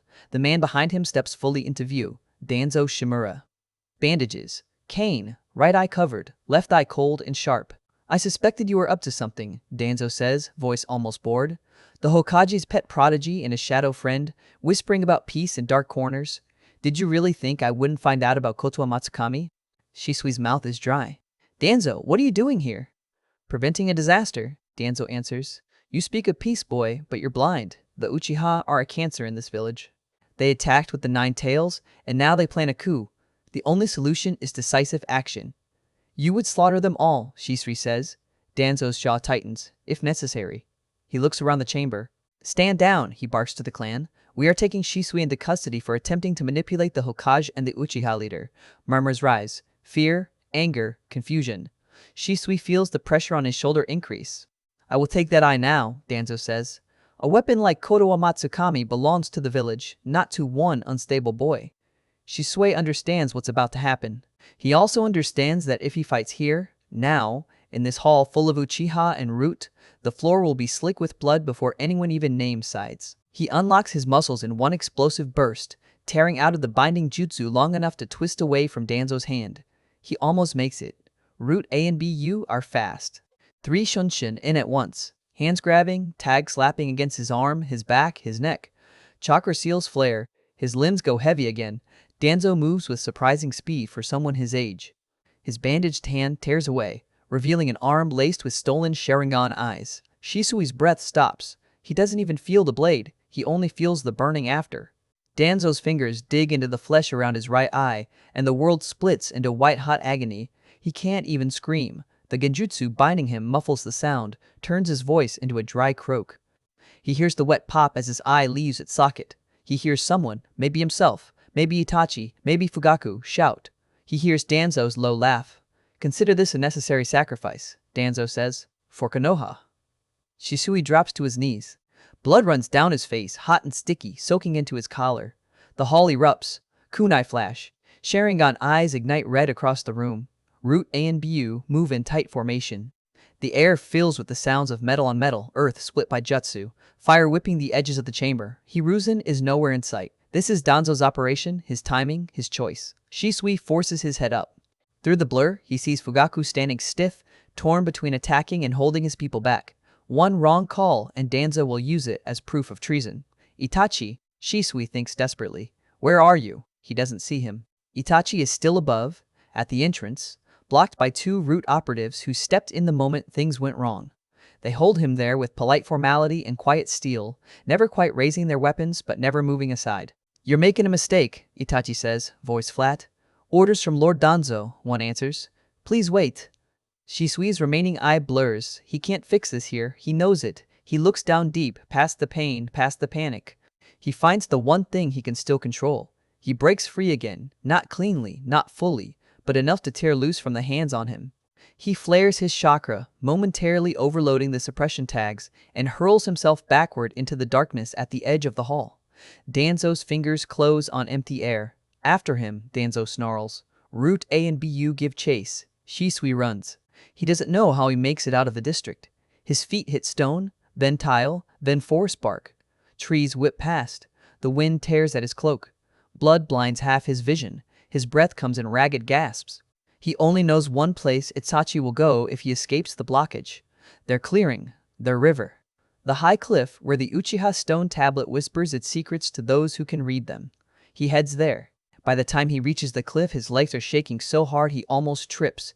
The drop below is sheer, water roaring far beneath. The air smells like wet stone and moss. Itachi is already there, standing near the edge, eyes wide as Shisui staggers into view. Shisui, he breathes. Shisui laughs, the sound half mad, half relieved. Wow, he says, voice rough, you're early. Itachi steps forward, your eye. Yeah, Shisui says, lifting a blood-slick hand to the empty socket. Danzo took it. He plans to use Koto Amatsukami himself. On the council, on the Hokage, on you, on Naruto, anyone he wants. He thinks only he knows what's best for the village. Itachi's hands curl into fists.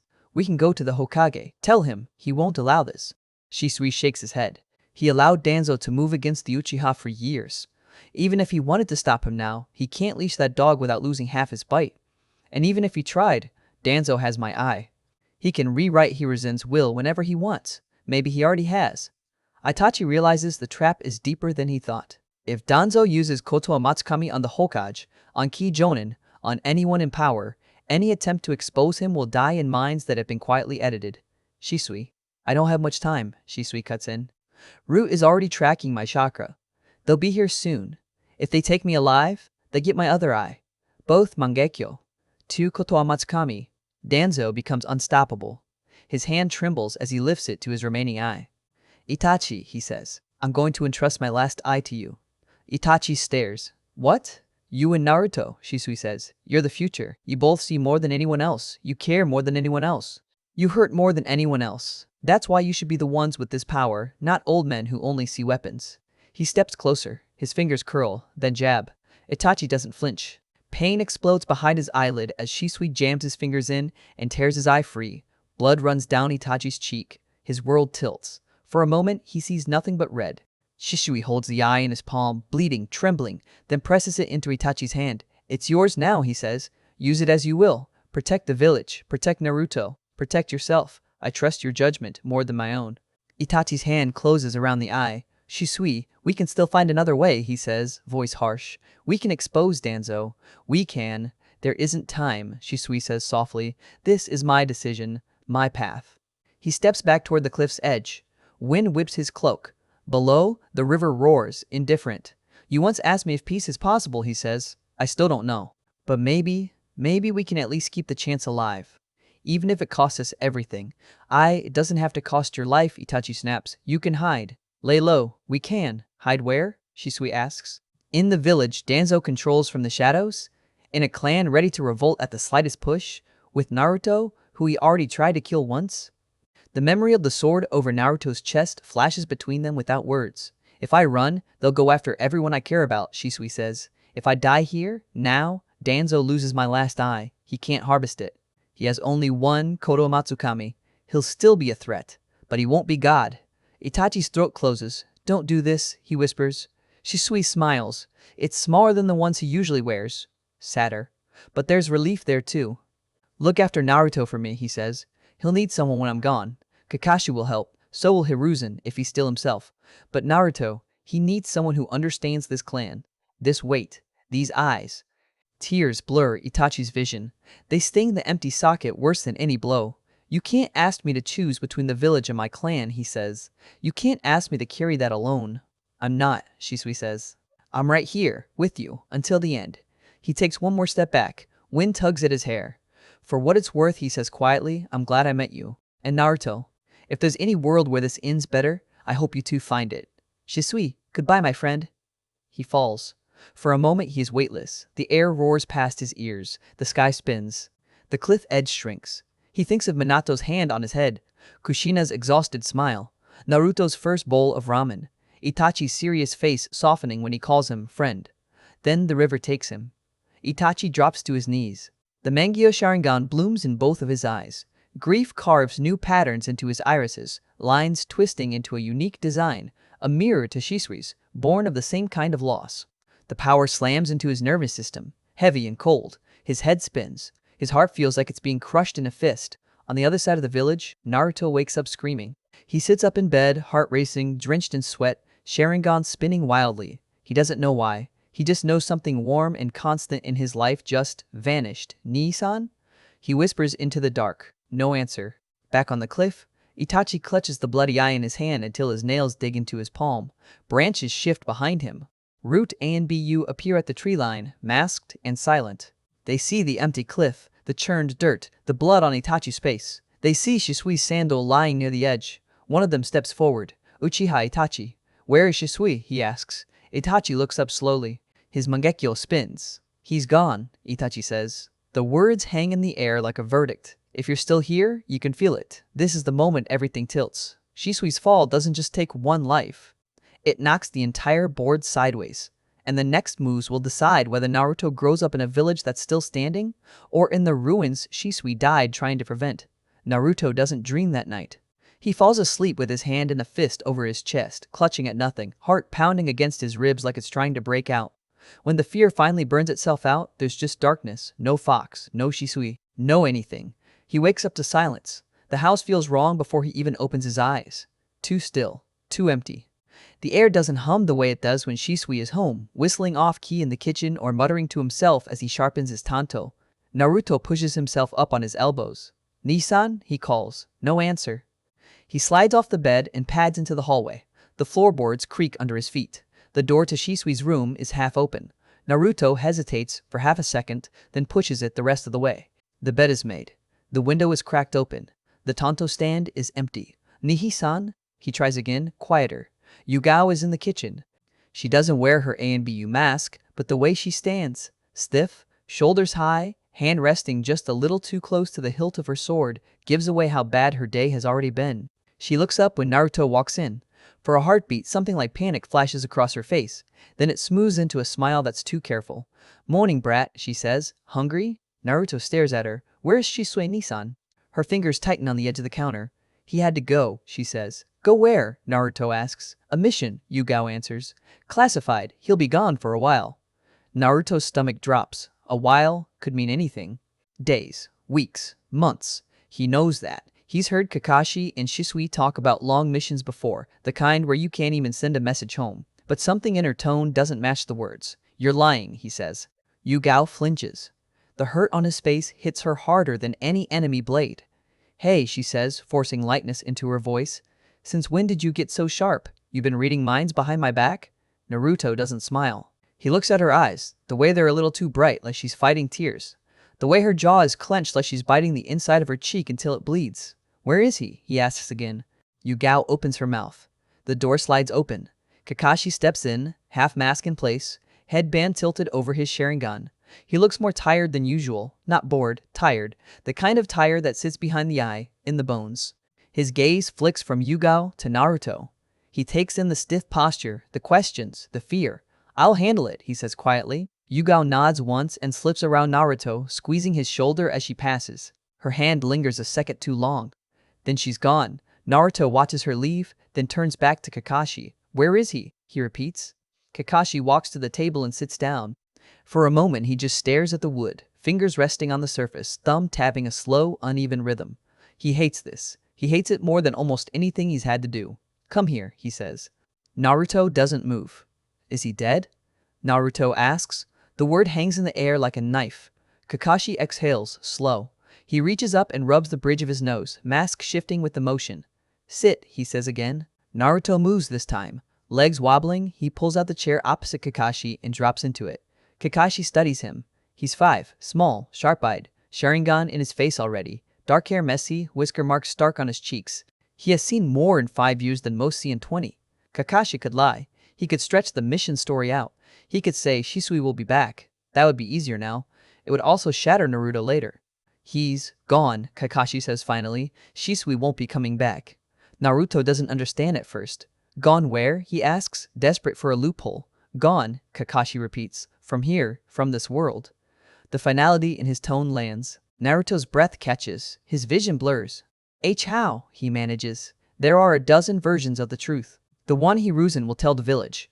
Uchiha Shisui, overwhelmed by the pressure of his position and his clan, jumped from the cliff into the river. Suicide. A tragedy. Proof of the clan's instability.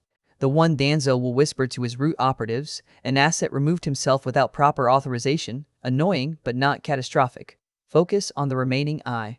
On Itachi. The one Itachi carries like a blade in his chest.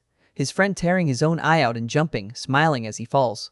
Kakashi can't give Naruto any of those, not clean, not yet. He fell, Kakashi says slowly, from a very high place, into the river. No one could save him in time. Who was there? Naruto demands. You? The Hokage? Itachi-ni-san? Why didn't you save him? Kakashi closes his eye. I wasn't there. None of us were there in time. Naruto stares at him, chest heaving. So he just left? Naruto chokes. He just decided to go? Kakashi doesn't answer. Naruto's fists slam into the table. He wouldn't leave. Naruto shouts. He promised. He said he'd always be there. He said. His voice breaks. Memories crash in. Shisui laughing as Naruto tries to copy his stance and falls on his face. Shisui standing in the doorway, the Knight of the Sword, catching him before he hit the ground. Shisui ruffling his hair, promising Ichiraku and a future full of stories. Shisui on the hill last night telling him to trust him, just in case. Naruto didn't understand that part then. He understands it now. He bolts. Kakashi reaches for him, but Naruto is already gone, tearing out of the house barefoot, vision swimming. He runs past Yugao in the hall, shouldering her aside without seeing her. She calls his name. He doesn't stop. The air outside is cold. It burns his lungs as he runs. The ground is uneven. Stones cut his feet. He doesn't feel it. He doesn't know where he's going until the trees close around him. The forest near their house has always been his refuge. A place to train, to scream, to sit in branches and talk to himself when everything in his chest feels too big. He staggers into a clearing and collapses to his knees. For a long time, he just kneels there, hands digging into the dirt, shoulders shaking with breaths he can't quite turn into sobs. Why? He whispers. No one answers. The Sharingan flares in his eyes, wild and unfocused. The world sharpens. Every leaf, every twig, every grain of dirt under his nails becomes painfully clear. He hates it. He digs his fingers in harder. Nissan, you idiot, he chokes. You said not to take things for granted. You said you'd be right back. You said, he can't finish. Somewhere far away, the river roars under the cliff where Shisui fell. Back in the village, the story spreads. Uchiha Shisui, prodigy, peacemaker, drowned in the river, his body unrecovered.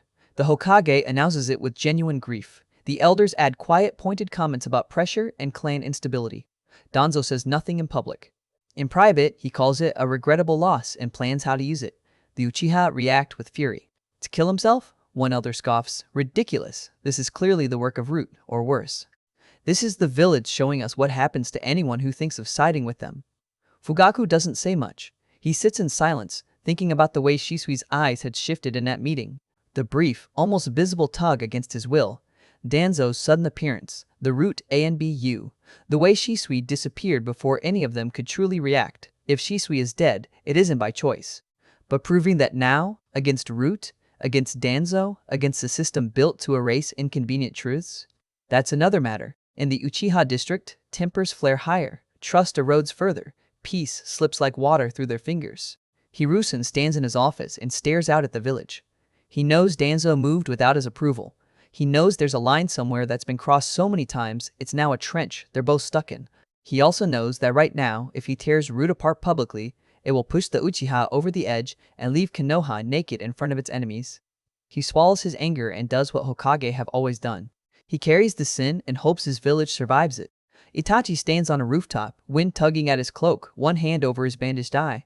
He's already had Shisui's remaining eye implanted, already felt the weight of a second Mangekyo settle behind his eyelid, already tested Kotoa Matsukami, just once, on some distant, unrelated target to understand its feel. The power terrifies him, not because of what it can do, because of how tempting it is. He looks down at the streets. He sees his clan, humiliated, angry, ready to burn it all down. He sees the village, wary, paranoid, ready to crush the clan at the first sign of rebellion. He sees Naruto, small and furious and alone in that house at the edge of town. He thinks of Shisui's hand, sticky with blood, shoving the eye into his palm. Use it as you will. What do? Itachi whispers. No answer. He closes his Mangekyo and lets the regular Sharingan fade. For now, he watches, waits, learns. Time jumps forward. 1 year. In 12 months, a lot changes on paper. Kakashi leaves A and BU full-time. He still does missions when needed, but most of his days are spent as a Jonin sensei, failing team after team that can't meet his standard. Yugao stays in A and BU, promoted into the Hokage's guard detail. Itachi becomes the youngest A and BU captain since Kakashi, his name whispered with both admiration and dread. In the shadows, he takes missions from Hiruzen and Danzo both, one to protect the village, one to protect it in a different way. He plays double agent in a game that doesn't have clear sides anymore. Naruto changes too. He and Sasuke, the girl with the Uchiha crest on her back and a chip on her shoulder big enough to crush a building, are scheduled to enter the academy in a few months. On the surface, it's a normal progression. Kids grow up, they go to school, they learn to become shinobi. Underneath, nothing is normal. Around the time Shisui's death becomes an accepted fact, another truth slips out. Naruto isn't just some orphan being raised by Shisui, he's the Kyuubi's host. The whispers that followed him through the village that day to Ichiraku solidify into open hostility. Adults pull their children closer when he passes. Shopkeepers glare. Doors close just a little too fast. That's him. The demon. The one who killed the fourth. It doesn't matter that it's a lie. That Minato chose this. That Naruto was the cage, not the catastrophe. Fear doesn't care about nuance. Hiruzen does his best. He issues orders about treating Naruto like any other child. He reminds people of Minato's sacrifice and his wish that his son be seen as a hero. But words don't erase personal loss. They don't silence nightmares. The kids don't know why they're supposed to hate him. They just see their parents' faces and copy them. Naruto feels it. He spends less time in the main streets, stops going on casual walks with Yugao, avoids markets unless he absolutely has to. He trains instead. If he can't belong by being himself, then he will belong by being undeniable. He pushes his body past normal limits, running until his legs shake so hard he collapses. He drills the hell-viewing genjutsu until he can apply it with a glance, layering it under other illusions so enemies don't even realize they're trapped until it's too late. He watches Shisui's old notes, Kakashi's corrections, Itachi's demonstrations whenever he can catch him. He copies footwork, angles, timing. His Sharingan devours every movement and plays it back in his mind until he can do it without thinking. He makes a decision early. He doesn't want to rely on the Sharingan for everything. Shisui died because other people wanted his eyes. Itachi carries 2 Mangekyo now and walks a path lined with blood and expectation. Naruto sees how much weight those eyes put on their shoulders. He doesn't want to drown under the same thing, so he trains without them. He spends hours working on the body flicker technique, forcing his chakra through his limbs in precise bursts. At first, he stumbles, crashes into trees, slams into walls, ends up on his back staring at the sky. He gets back up. Day after day, he refines it. Less chakra wasted, less time spent off balance, more control. By the end of the year, he can cross a training field in a blur, his movement leaving after images like stamps of himself on the air. He can combine it with Kanjutsu, appearing behind a target already half-trapped in fear.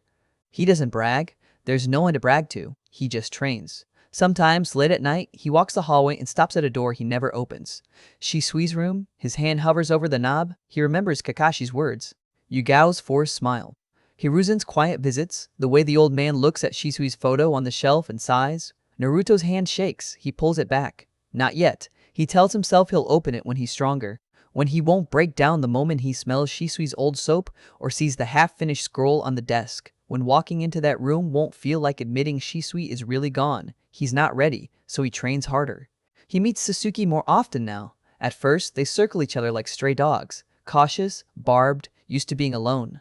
Sasuke is sharp-tongued, prideful, sick of hearing her clan talk about revenge and glory when she just wants to understand why her father's eyes always look so tired. Naruto is loud when he wants to be, but there's a quiet under it now. A cold spot where Shisui used to be. They spar. He beats her with speed and trickery. She beats him with raw precision and fire. They shout, throw insults, storm off, then show up at the same training ground the next day. A bond forms there, messy and real.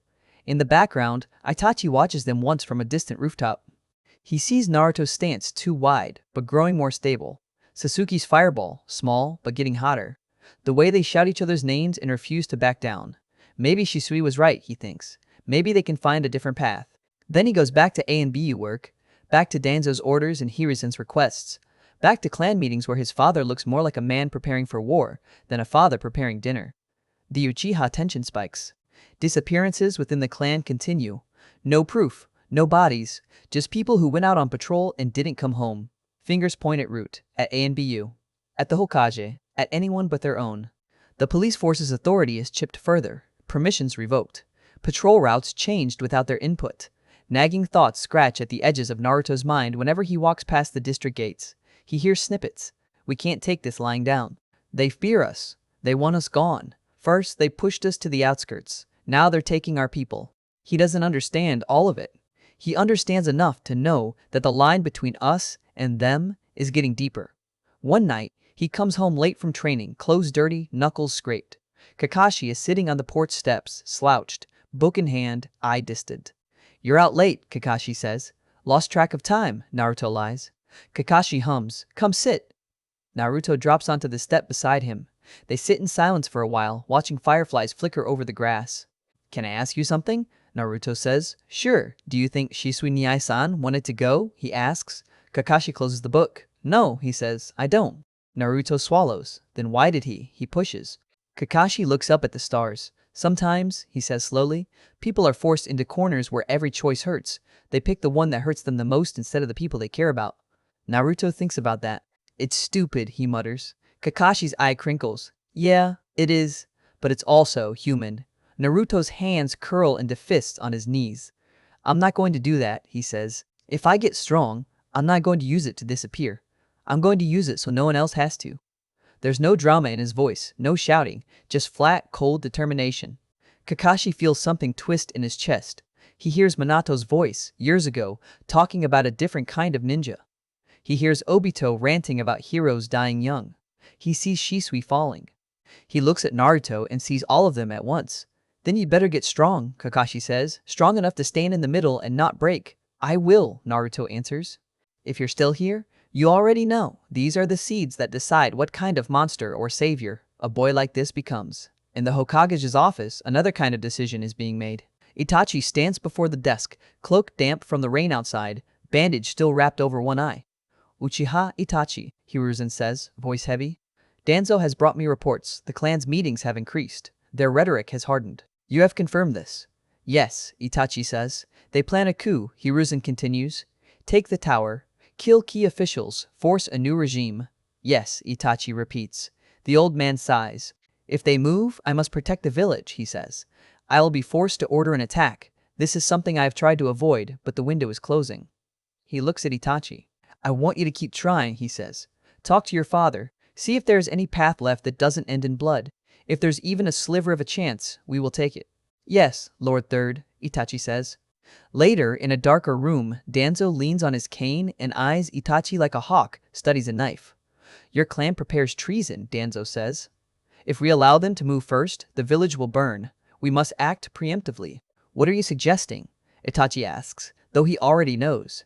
"A surgical strike," Danzo says. "Cut out the diseased tissue before it spreads, sparing the children too young to understand. Sasuke, Naruto, a few others. The rest?" He lets the sentence hang. Itachi's stomach turns. "You want me to kill them?" he says. "I want you to save the village," Danzo replies. "You are uniquely placed, trusted by the clan and the Hokage both. No one else can do this cleanly. If you act, we avoid civil war and hidden invasion. If you hesitate, we lose everything." He steps closer. "Think about Naruto," Danzo says softly. "How do you think he'll fare in a village reduced to ash?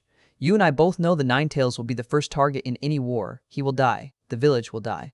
All to protect traitors." Itachi's jaw clenches. Danzo presses. "We can spin it," he says. "Make it look like Shisui turned traitor, forced your hand, drove you to desperate acts. Or we can tell the truth and let the world see that you chose the village over your blood. Either way, you and the brats you care about live. The village lives." He doesn't mention that he plans to keep Naruto on a leash regardless. A weapon is still a weapon. Itachi walks out of the room carrying more weight than any 19-year-old should. He has seen war. He has killed. He has lost Shisui. He has watched his clan drift toward a cliff with their eyes open. Choosing between them and the village feels like choosing which of his own limbs to cut off. He thinks of Sasuke, looking up at him, asking for help with her fireballs. He thinks of Naruto, screaming in the dark the night Shisui died. He thinks of Shisui's last words. "Look after Naruto for me." Itachi stands on the same cliff. Shisui jumped from and stares at the river below. "Shisui," he says to the empty air, "what would you have me do?" The water roars back, indifferent. The story you know from the original timeline is simple. Uchiha plan a coup. Itachi slaughters them. Naruto grows up alone, hated and oblivious. This world is not that simple. Naruto is already woven into the Uchiha's future. Shisui's training, Kakashi's promise, Yugao's quiet care, Hiruzen's guilt, they all twist the threads. When the night finally comes for Itachi to choose whose blood fills the streets, Naruto won't be some random orphan at the edge of the village.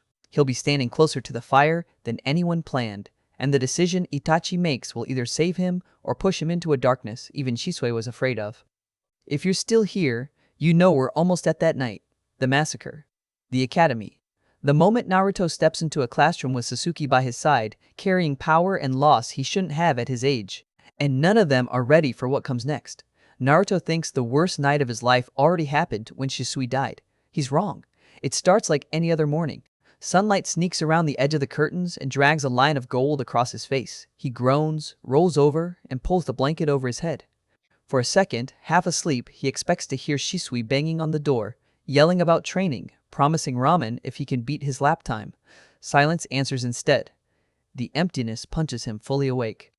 He sits up, heart hurting in that familiar dull way. The house feels smaller without Shisui in it, like the walls moved closer when no one was looking. Naruto dresses on autopilot. Black shirt, dark shorts, bandages on his forearms. He ties his fake headband around his forehead, fingers lingering on the knot for a moment. He's long since outgrown the cloth, but he refuses to stop wearing it. Today is important. Academy, official, registered, Konoha shinobi in training. Not just Shisui's secret project, or Kakashi's extra lessons for Minato's kid. Today he steps into the same building every other ninja once did. Today he becomes one of them. He walks into the kitchen. Kakashi is there, mask on, leaning against the counter with a mug in his hand. Yugao stands beside the stove, hair tied back, sword propped against the wall within easy reach. Morning, Naruto mutters. Yo, Kakashi says. Hey brat, Yugao adds, you excited? Naruto shrugs like it's no big deal. Dunno. The pins at the teachers are cooler than you. Rude, Yugao snorts. Eat, you'll need the energy. Naruto shovels down breakfast more from force of habit than hunger. Toast, eggs, a little rice. His stomach is a knot, but he knows better than to go into a big day on an empty tank. Kakashi watches him. You remember what we talked about? He asks. Naruto nods. Some people won't like me, he recites. Some will pretend I don't exist. Some will stare. I don't punch them. I don't use genjutsu on them unless they start it. I prove them wrong by being better. Kakashi's eye crinkles. Perfect. Yugao leans in and flicks his forehead lightly. If anyone actually hurts you, she says, tell me. I'll handle it. Naruto grins at that. That sounds like a threat. It is, she says. They walk him to the gate. Kakashi crouches to Naruto's level for a moment, one knee on the dirt. Remember, he says quietly, so only Naruto can hear. You don't owe anyone there an apology for existing. You don't have to make yourself smaller to fit their comfort. Just be smart. Naruto looks up at him. What if they talk about Shisui Nissan? He asks. Kakashi's gaze drops for a second. Then you walk away before you hit them, he says. Most of them won't know what really happened. Getting suspended for punching a mouthy kid won't bring him back. Training will. Naruto nods. He takes a breath. Okay, he says, let's go. The academy is louder than he imagined. Children swarm the courtyard, some in clan clothes, some in plain shirts and shorts. Parents hover near the edges, calling warnings, hugs, last-minute corrections on posture and politeness. The Hokage monument looms in the distance, faces carved in stone watching the new generation assemble. Naruto walks through the gate, shoulders straight, Kakashi and Yugao a step behind. He feels eyes on him almost immediately. The whisker marks draw attention. So does the Uchiha fan on his back. Shisui's hand, me-down shirt, slightly too big, the crest dark against the fabric, whispers start. Hey, isn't that the Fox Kid? I thought he lived out of the way somewhere. And he's with the Uchiha? What kind of combination is that? Naruto keeps his face blank. He finds the classroom, slides the door open, and steps inside. Rows of desks. Chalkboard at the front. Light from the window falling in strips across the floor. A girl with dark blue hair sits near the back, hands folded, eyes glued to her desk. A loud boy with a dog on his head leans back in his chair, feet on the desk. A kid with round cheeks and chips in his hand sits next to a girl with a tight ponytail and a look of faint annoyance. And near the window, sitting like she owns the place, is Sasuke Uchiha. Black hair pulled into a low ponytail. Dark eyes. Uchiha crest on her back. She glances over when the door slides, brows twitching up. Naruto, she says. Hey, he answers, murmurs Spike. They know each other? To Uchiha? But he's not really. The teacher walks in and cuts the noise with a clap. All right, everyone, sit down, Iruka says, headband tilted. We're starting. Naruto takes the empty seat beside Sasuke. She keeps her face turned forward, but whispers out of the side of her mouth. You're late. You're early, he fires back. Iruka starts the introductions. Name, clan, or background. One goal. Sasuke stands when it's her turn. Sasuke Uchiha, she says. I will become strong enough to protect what's important. Her voice is steady. A few kids murmur about the clan, about police, about the name. Naruto stands when Iruka calls him. Naruto, he says. A small pause. Uchiha. That hits. Eyes widen. Kids lean forward. A few laugh like he made a joke. A boy in the back mutters something under his breath and gets elbowed by the kid next to him. And your goal? Iruka asks, watching him carefully. Naruto holds his gaze. I'm going to become strong enough that no one decides my future for me, he says. And I'm going to protect this village. Whether it wants me or not. The room goes quiet for a beat. Iruka blinks. That's not the usual Hokage or strongest ninja ever. Answer. He's used to hearing from kids this age. Very well, Iruka says. Sit down. Class begins. Basic history. Ninja ranks. The Will of Fire. Naruto has heard some of it from Hiruzen already, sitting on the porch with tea while the old man smoked and talked about the past. His mind keeps drifting. Itachi on the cliff. Danzo's bandaged face. Shisui's hand vanishing into the river. He snaps back when someone whispers his name. At recess, he wanders out into the yard with Sasuke. They don't talk much at first. Just stand side by side, watching other kids organize crude games. The beginnings of taijutsu sparring, tag that uses chakra-enhanced jumps, bragging contests about who can do more push-ups. Naruto feels eyes on him again. 3 boys break away from a group and angle toward them. One of them is the loud kid with the dog, but he hangs back, uncertain. The one in the lead has narrow eyes and a smirk he probably thinks looks clever. So, he says, stopping a few feet away. You're the demon, huh? Sasuke stiffens. Naruto's jaw sets. Got a name? Or are you just background extra number 3? A couple of nearby kids snort. The boy's smirk slips for a second, then snaps back. I'm just saying what everyone already knows, he shrugs. You're the kid with the fox inside. You walk around like you're one of us, but everyone knows the truth. Naruto's hand twitches. He doesn't need his Sharingan to see this kid's fear. It's in the way his weight shifts, ready to run if Naruto gets too close. In the way he keeps glancing at Sasuke like he's testing her reaction too. Naruto could hit him. He could bleed off some of this anger into a satisfying punch that leaves the boy crying in the dirt. He could wrap hell viewing around him and make him relive his worst nightmare until he collapses, screaming. He doesn't. He remembers Kakashi at the porch, Shisui in the kitchen. You don't owe anyone an apology for existing, just be smart. He takes a breath. If you're scared, Naruto says calmly, say you're scared. Don't hide it behind big words. The boy's face flushes. I'm not scared of you. Then walk away, Naruto replies. You've said your piece, you got attention, congratulations. The boy opens his mouth. Sasuke steps forward. Naruto sees the decision in the tension of her shoulders, the way her fingers curl at her side. I don't like people who talk big and then hide behind rumors, she says coolly.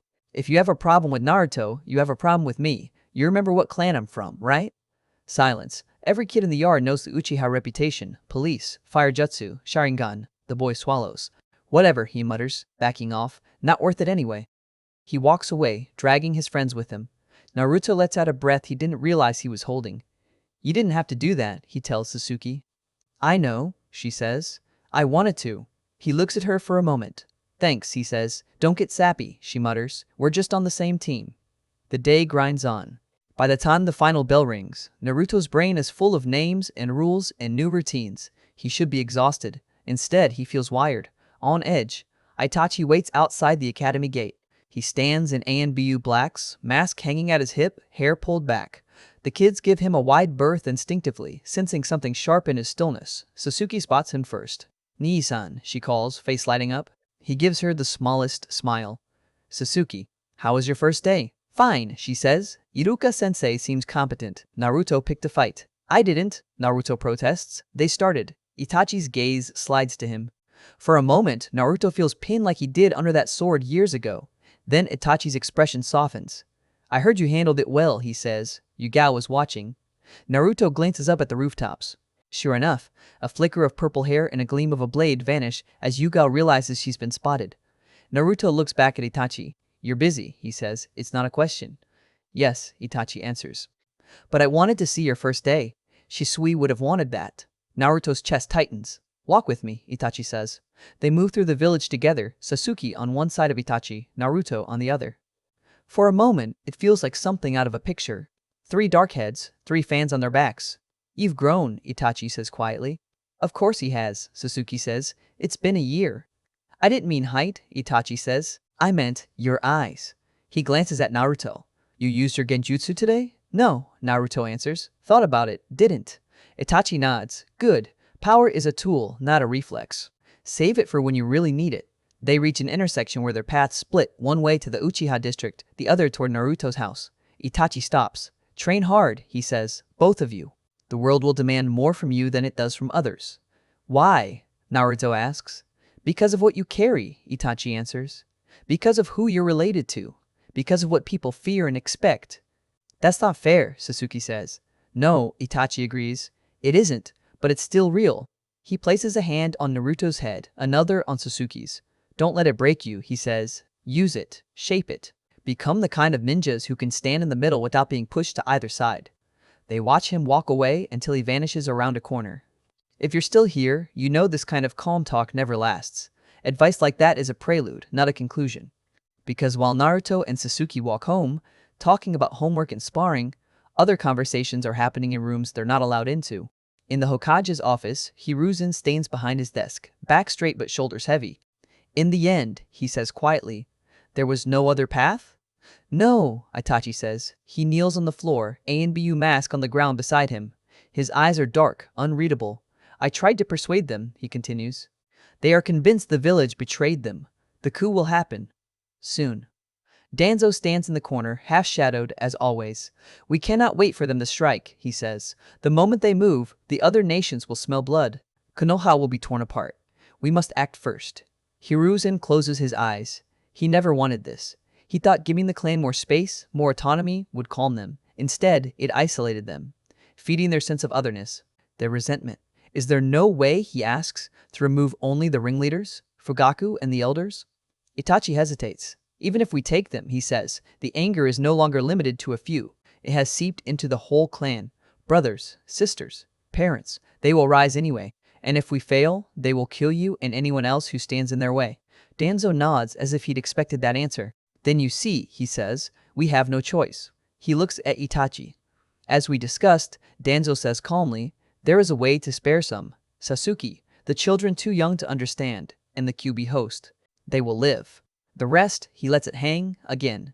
Hiruzen's head snaps up. Naruto will not be harmed, he says sharply. Minato entrusted him to this village. To me. Which is exactly why he must survive, Danzo says smoothly. Losing the Jinchuriki would be catastrophic. The boy's current attachments can be redirected. With time, Itachi's fingers tighten on his knees. He hears the unspoken part. Naruto will live. But as what? A weapon. A tool for Root. A container to be moved and used. And Sasuke, Itachi asks, you will not touch her, ever. She will be a loyal Konoha Kunoichi, Danzo says. Raised to remember that the village spared her. I have no interest in harming her as long as she stays under control. Itachi glances at Hiruzen. The old man looks older than he ever has. Are you truly asking this of me? Itachi says. I am asking you to bear this burden so others do not have to, Hiruzen answers, voice rough. If there were any other way, I would take it.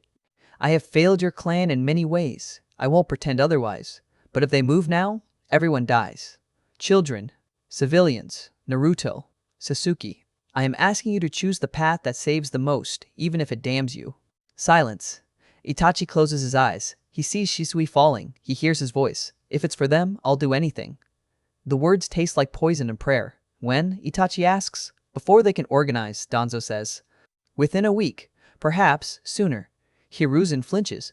Do not rush him, he says. He needs time. Time is exactly what we don't have, Danzo replies. Every day we wait, the risk increases. We can coordinate with Root, surround the district, ensure no one escapes. Itachi cuts in, sharp. Root will not enter, he says. This is my clan. I will do what you ask, but I won't let Danzo's men turn it into a spectacle. Danzo's visible eye narrows. You overestimate your own strength. I'm an ANBU captain, Itachi says calmly. I know exactly how strong I am. He doesn't raise his voice. He doesn't need to. Hiruzen intervenes before it can escalate. Itachi will handle it, he says. Root will remain in reserve, outside the district, in case any foreign elements try to take advantage of the chaos. Danzo doesn't like it, but he nods. The result is all that matters, he says, not the method. Itachi leaves the office with his fate sealed. Night falls. Naruto and Sasuke are back at their homes doing homework they both finished too fast, then stretching the time with drills and practice. Sasuke runs through fireball hand signs until her fingers blur. Naruto sits cross-legged, focusing on moving leaves with chakra, then pushing the energy down into his legs for controlled flickers. At some point, they both end up outside, drawn by the cool air. Naruto stands in his yard, looking up at the sky. The stars are bright tonight, clear. He hears a rustle at the fence. Sasuke's face appears over the top, hair messy, expression put out. The homework was boring, she complains. You finished it though, Naruto says. Of course, she sniffs. I'm not stupid. He walks over and leans against the fence. For a while, they just look at the stars together. Do you ever feel like something bad is coming? Naruto asks suddenly. Sasuke glances at him. Like what? I don't know, he says. Like, the air is too calm. Like the village is holding its breath. She goes quiet. Father's been different lately, she admits. He goes out more at night, talks in low voices with other clan heads. Mother smiles less. Itachi looks tired. Naruto picks at the wood. Kakashi is on edge, he says. Yugao too. Hiruzen Jiji visited twice this week. He usually comes once a month. He looked guilty. They both stare at the sky. Maybe it's just grown-up stuff, Sasuke says. Politics. Shisui Ni-san used to say grown-up stuff is the reason most kids end up with scars, Naruto mutters. Sasuke huffs a small laugh. Sounds like him. Naruto swallows. I miss him, he says. Yeah, Sasuke replies quietly. Me too. They stand there, two kids on either side of a fence, sharing a silence full of things they can't fix.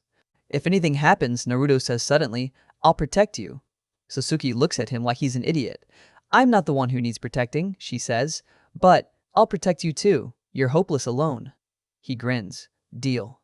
If you're still here, you know this kind of promise never gets made for no reason. The story doesn't bother with lines like that unless it plans to test them. Later that night, Naruto can't sleep. He lies in bed, staring at the ceiling, listening to the house creak. His chakra hums under his skin, restless. He flips onto his side, then his back, then his stomach. The air feels wrong, heavy. He sits up. Something prickles along the edges of his senses. Not quite chakra, not quite sound. Wrongness. Like the feeling he had the night the sword came down, like the moment before a storm hits. He swings his legs out of bed. The floorboards are cold under his feet. He cracks the door open and listens. Silence. Kakashi isn't snoring on the couch. Yugao isn't banging around in the kitchen. The entire house feels empty, like someone scooped the presents out of it and left only walls. He walks down the hall. He stops outside Shisui's room.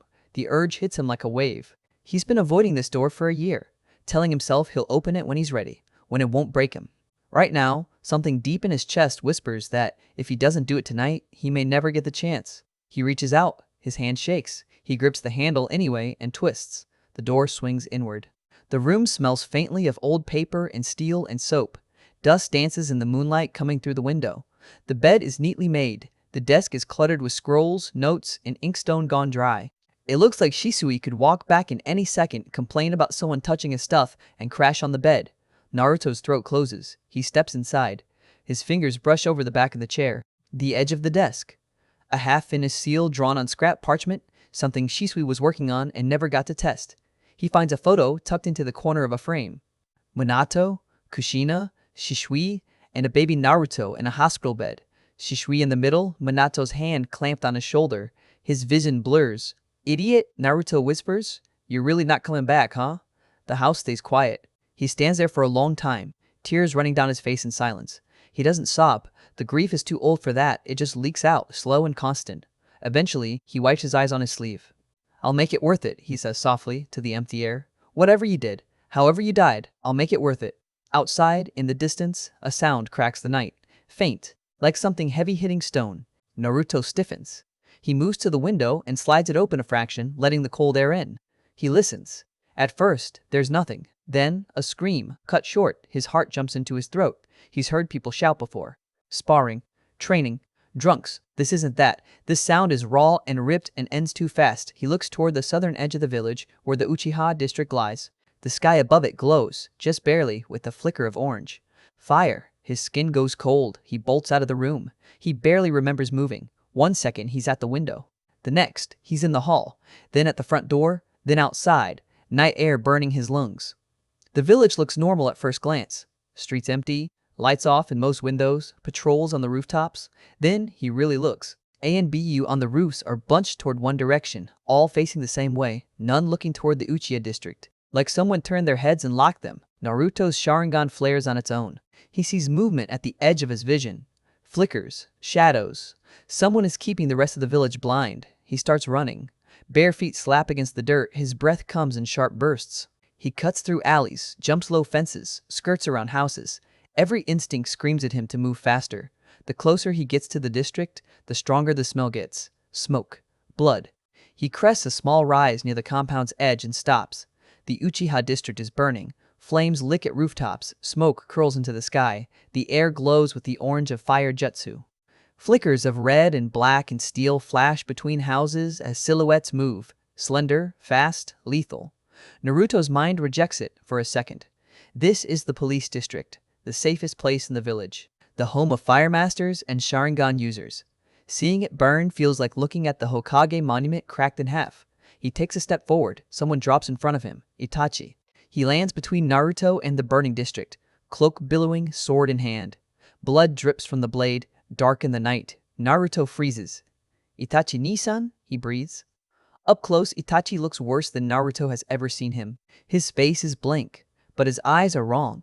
Too calm, too flat, like he's standing someplace far away inside himself. The Mangekyo spins slowly in both irises, pattern twisting in the reflection of the flames. "What are you doing here?" Itachi asks quietly.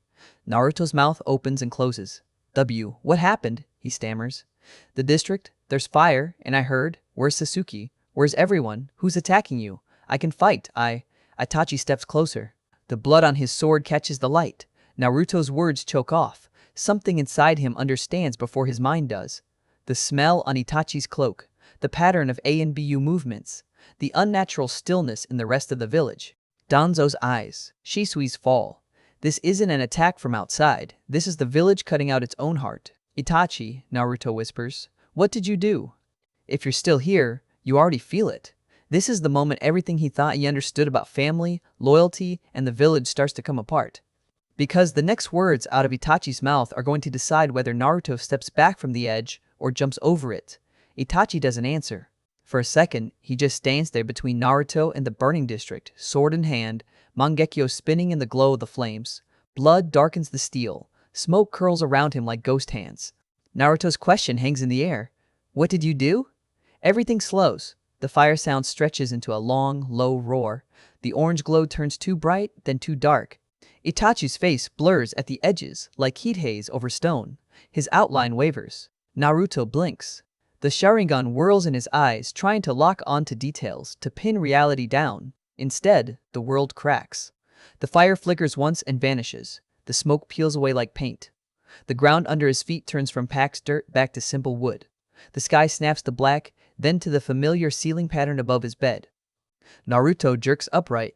He's in his room, heart pounding, shirt stuck to his back, fingers clenched so hard his nails cut his palms. No flames, no screaming, no Itachi in front of him with blood on his sword. Just his own ragged breathing in the dark. He swallows, throat dry. A dream, not a normal one. It didn't feel like a dream. It felt like standing in someone else's memory, or in his own fear made solid. Hellbuing turned inward. The Kyuubi's chakra pressing on his nerves. His imagination stitching together every whispered rumor, every uneasy glance, every sharp edge on Itachi's tired face. His body doesn't care what caused it. His hands shake. He swings his legs off the bed and stands, just to prove he can. The floor is cool under his feet. The house is quiet. Too quiet. He walks the hallway. His eyes catch on the door he's been avoiding for a year. Shisui's room. The echo of the dream sits heavy in his chest. Fire. Blood. Itachi's eyes. Shisui's fall. A village that keeps asking children to pay for its peace. Naruto stops. His hand hovers over the knob. He's done this before. Reached. Pulled back. Told himself later that he'd open it when he was stronger. When it wouldn't feel like ripping open a wound. Tonight, after that nightmare, he knows something for sure. If he keeps waiting for later, there might not be one. He grips the handle and turns. The room smells faintly of old soap, oiled steel, and paper. Moonlight spills through the window, painting everything in gray and silver. The bed is made. The desk is cluttered but organized, scrolls stacked. Inkstone pushed to one side. Notes pinned under a kunai. It looks like Shisui will walk back in any second. Naruto's chest tightens. He moves slowly, fingers tracing the back of the chair, the edge of the desk. He finds a photo propped against the wall. Minato, Kushina, Shisui, and a tiny newborn Naruto in a hospital bed. Minato's hand rests heavy on Shisui's shoulder. Naruto presses two fingers to Shisui's image. "Idiot," he whispers, voice cracking. "You really left me with all this, huh?" He doesn't expect an answer. He gets a different kind of one. "Hey Naruto?" There looks to be notes of some kind on his desk. The voice isn't in the room, it's in his memory. Sasuke's voice from weeks ago, when they came here together for the first time, when he finally worked up the nerve to open this door and she refused to let him go in alone. He can still see the way she'd reached for his arm, the way she'd leaned her head on his shoulder. He remembers her pointing at the scattered papers. He flips through the notes now with shaking hands. Genjutsu theory. Complex chakra patterns. Lines of script trailing off mid-sentence. He was working on a new genjutsu, Naruto mutters. He never got to finish it. He stares at the unfinished technique. Even now, with everything else pressing on him, some part of his brain clicks into study mode. Shisui's last project. A genjutsu that wasn't done. A problem waiting to be solved. "Maybe I'll finish it," he says softly. One day. The house creaks. Naruto closes his eyes. "Nii-san," he whispers into the empty air. "What am I supposed to do?" He gets no answer. What he gets is a knock. Soft, hesitant, barely there. Naruto's head snaps up. He's moving before he fully decides to, feet carrying him down the hall, through the living room, to the front door. His hand lands on the handle. The Sharingan flicks on in his eyes out of habit. He slides the door open. Sasuke stands there. She looks like someone ripped the color out of her. Her hair is messy, thrown together in a hurry. Her eyes are huge and glassy, pupils blown, face pale. She's still in her clothes from earlier, but there's something smeared on the sleeve. Soot, maybe. Or dried blood. Her whole body trembles. "Sasuke-chan," he says, throat suddenly tight. "What's?" Her legs buckle. He lunges forward and catches her before she hits the ground. She clutches at his shirt with both hands, fingers digging into the fabric like she's trying to anchor herself to something real. She opens her mouth. Nothing comes out. He pulls her inside, slides the door shut with his foot, and guides her to the couch. She collapses onto it like a puppet with its strings cut. He sits beside her and puts a hand on her shoulder. "Hey," he says, gentle. "What's wrong?" Her lips move. No sound. She tries again. Her throat works, eyes filling. When the first sound finally comes, it's not words. It's a broken, strangled noise halfway between a gasp and a sob. Naruto's chest aches. He doesn't press. He just shifts closer and wraps his arms around her. She stiffens for a second, then folds in, burying her face in his shoulder. She cries. There's nothing controlled about it. No Uchiha pride, no careful composure. Just raw, ugly sobbing that shakes her whole frame. Naruto holds her and says nothing. He wants to ask. He wants to demand names, details, who hurt you, where are they, I'll kill them. But he remembers Shisui once telling him that sometimes the kindest thing is silence. A space somebody can fall apart in without being rushed. So he waits. Time blurs. Her sobs slowly weaken, turning into hiccups, then rough breaths. Eventually, she pulls back a little, still clutching his sleeve. Her eyes look hollow. "Take your time," he says quietly. She grips his hand like a lifeline. "The clan," she whispers, voice hoarse. They're all dead." The words don't quite land at first. Naruto's brain tries to reject them. All? That's too big. That's grandparents, cousins, police, kids running in the compound streets. That's Sasuke's mother making tea. That's her father coming home late. That's patrols in matching jackets. What do you mean all?" he asks, even though he already knows. She sucks a breath in like it hurts. "Mother, father, the elders, the police. My aunts, uncles, cousins, the whole clan.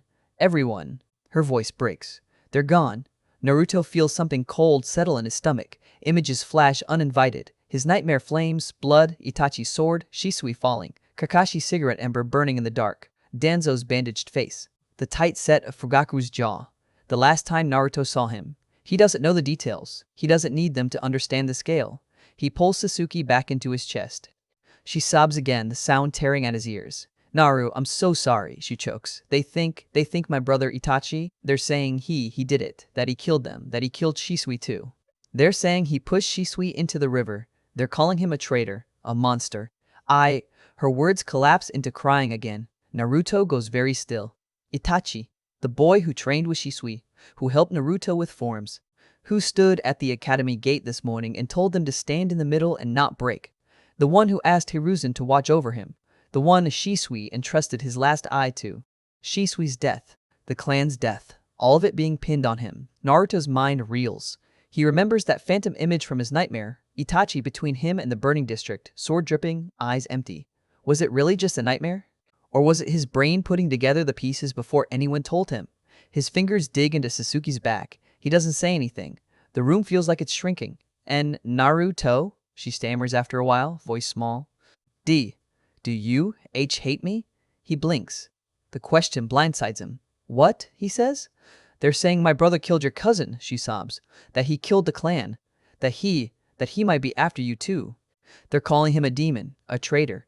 What if you hate me too? Because I'm his sister. He freezes for a heartbeat.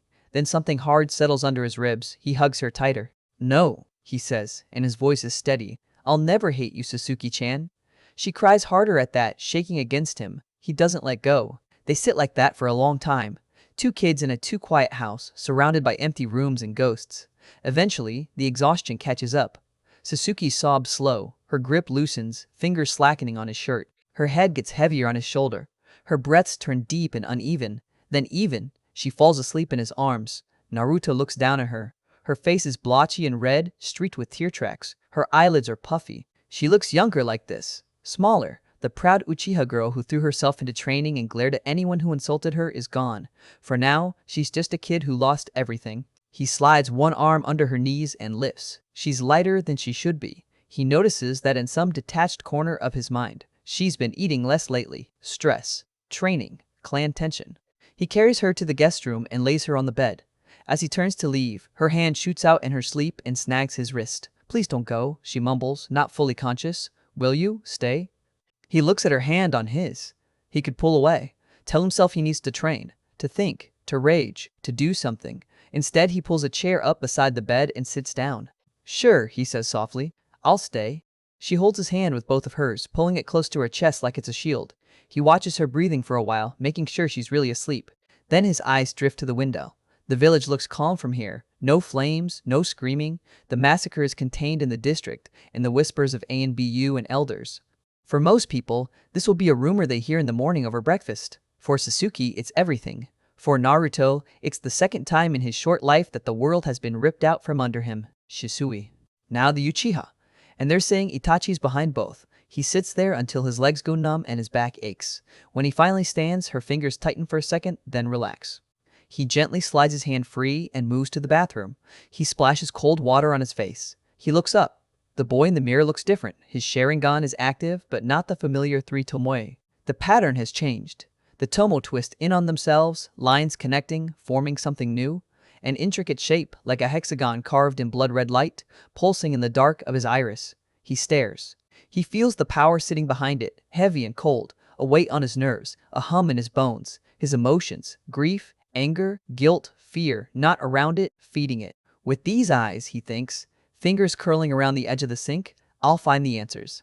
Shisui's fall, Itachi's choices, Danzo's lies, Hiruzen's silence, the clan's rage, the village's fear. I'll create a world where this doesn't happen again, he tells his reflection.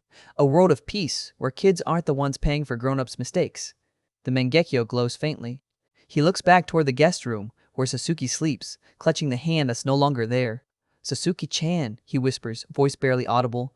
With these eyes, I'll make sure no one takes you away from me. Nobody will hurt you. I promise. Far away, in the Hokage's office, Hiruzen watches in a crystal ball. He sees Naruto holding Sasuke. He hears the faint echo of his vow. He sees the Mangekyo pattern in Naruto's eyes. Fear wraps around his heart. He's seen this before. Madara, standing on a battlefield, eyes burning with the same obsessive light. Other Uchiha, broken by grief, their love twisting into something sharp enough to cut the world. Power awakening from pain, then reaching for more. I thought it was just the Sharingan, he thinks. But Mangekyo, and a boy this young, and he carries the Kyuubi as well. He remembers what Naruto did as a toddler when his emotions spiked. Negative chakra flaring, things shaking, pressure settling over the room like a storm. Back then, it was manageable. He didn't have the eyes. He didn't have training. Now he does. What do I do? Hiruzen whispers. He thinks of Kakashi, of the man's buried traumas in his slow, careful way with Naruto lately. He thinks of Seals, of Minato's work, of Jiraiya's expertise. He thinks of the teams they'll form after graduation. He realizes something with cold clarity. If Naruto ever loses himself, he thinks, if he breaks the way others before him did, we might not be able to stop him. Not without paying a price this village can't afford. He rubs his forehead. Maybe Kakashi, he thinks. Maybe a seal to suppress the worst edges of the Kyuubi and the Mangekyo until he's older. Until he has more control, more anchors. He looks back at the image. Naruto, eyes glowing. Sasuke, asleep.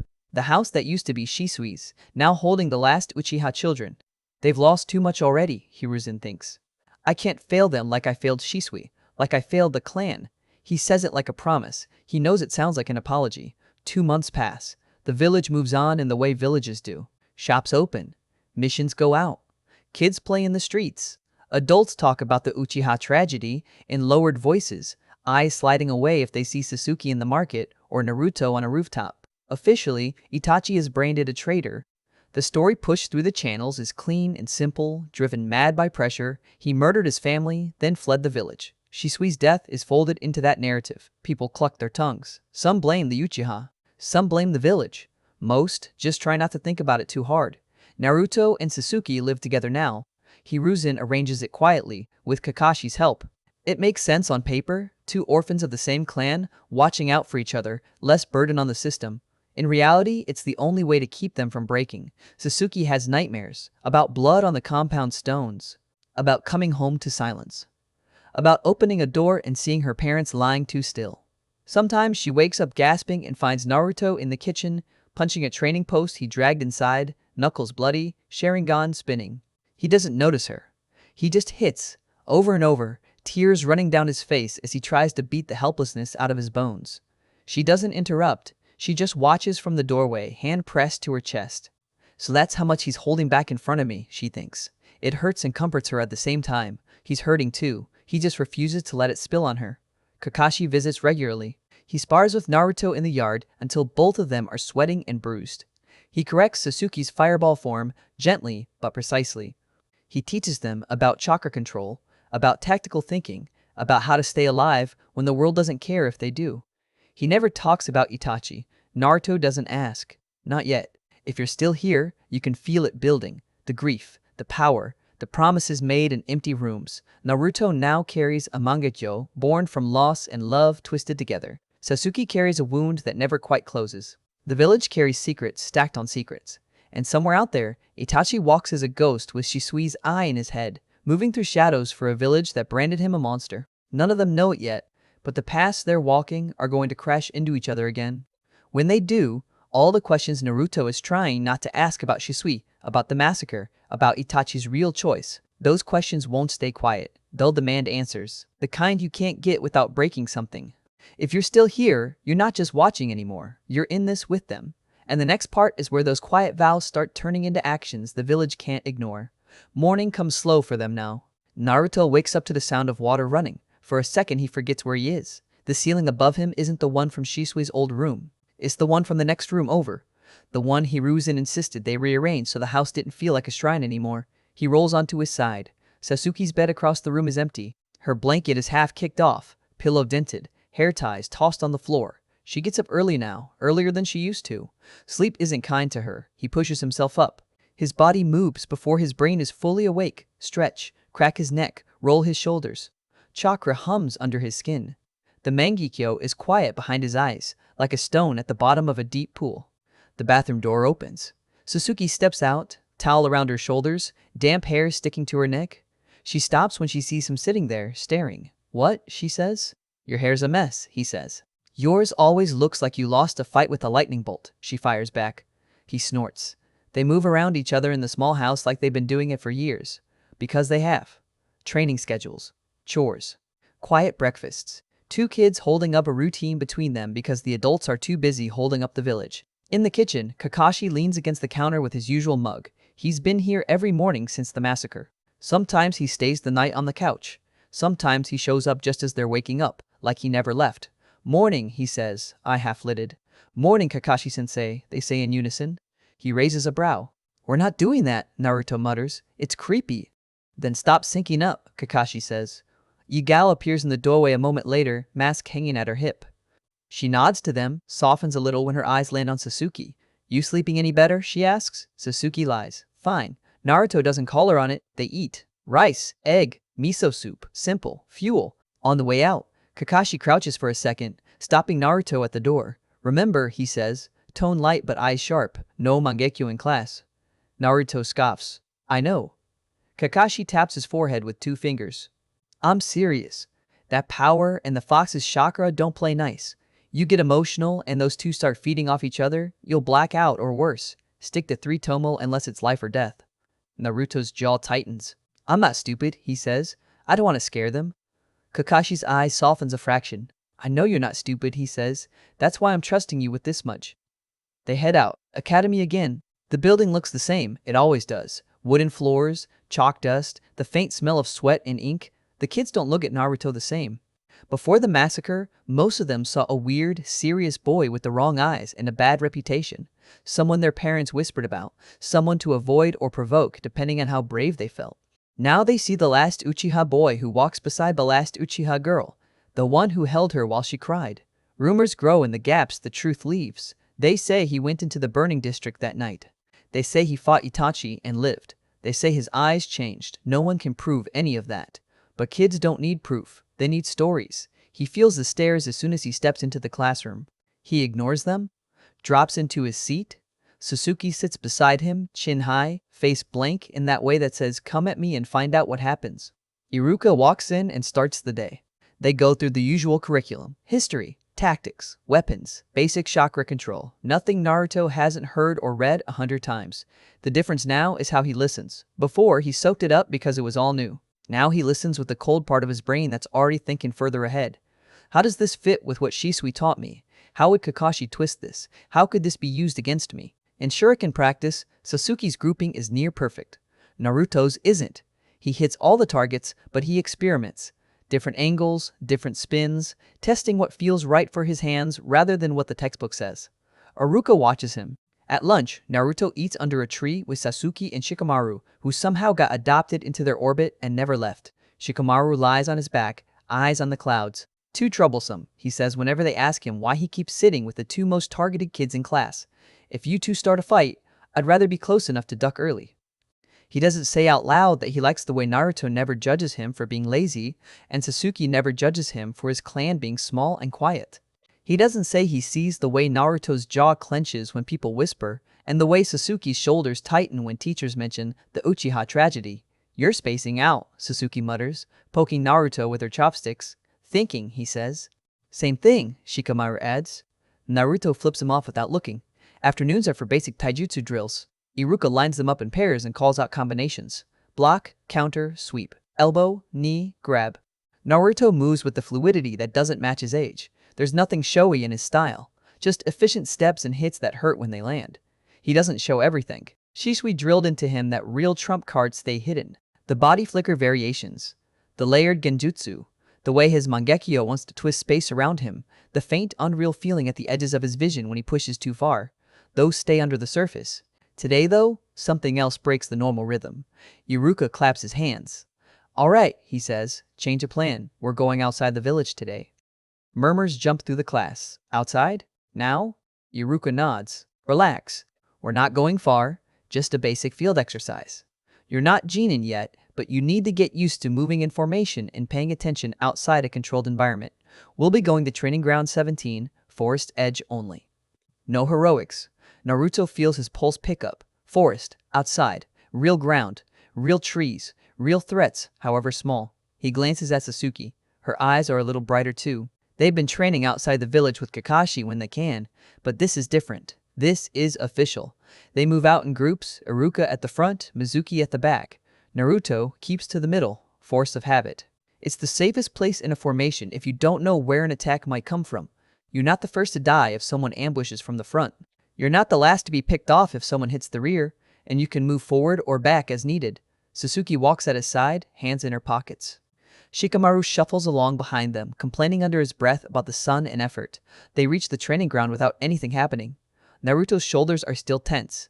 Iruka runs them through simple drills at first. Formation movement, responding to whistles. Basic hand signals. He hides paper tags around the area and tells them to find them without alerting each other's groups. It's not glamorous, it's actually kind of boring. Naruto does it anyway. He slips in and out of bushes, senses stretched. His Sharingan spins once, mapping the field, then fades. He knows where everything is now. He doesn't need to keep them on and risk drawing attention. He's bent over near a fallen log, reaching for a scrap of paper half buried in leaves, when he feels it. A chill, not wind, not chakra, a feeling. The one from that night before the massacre, when the air felt like it was holding its breath. His hand freezes halfway to the tag. He straightens slowly.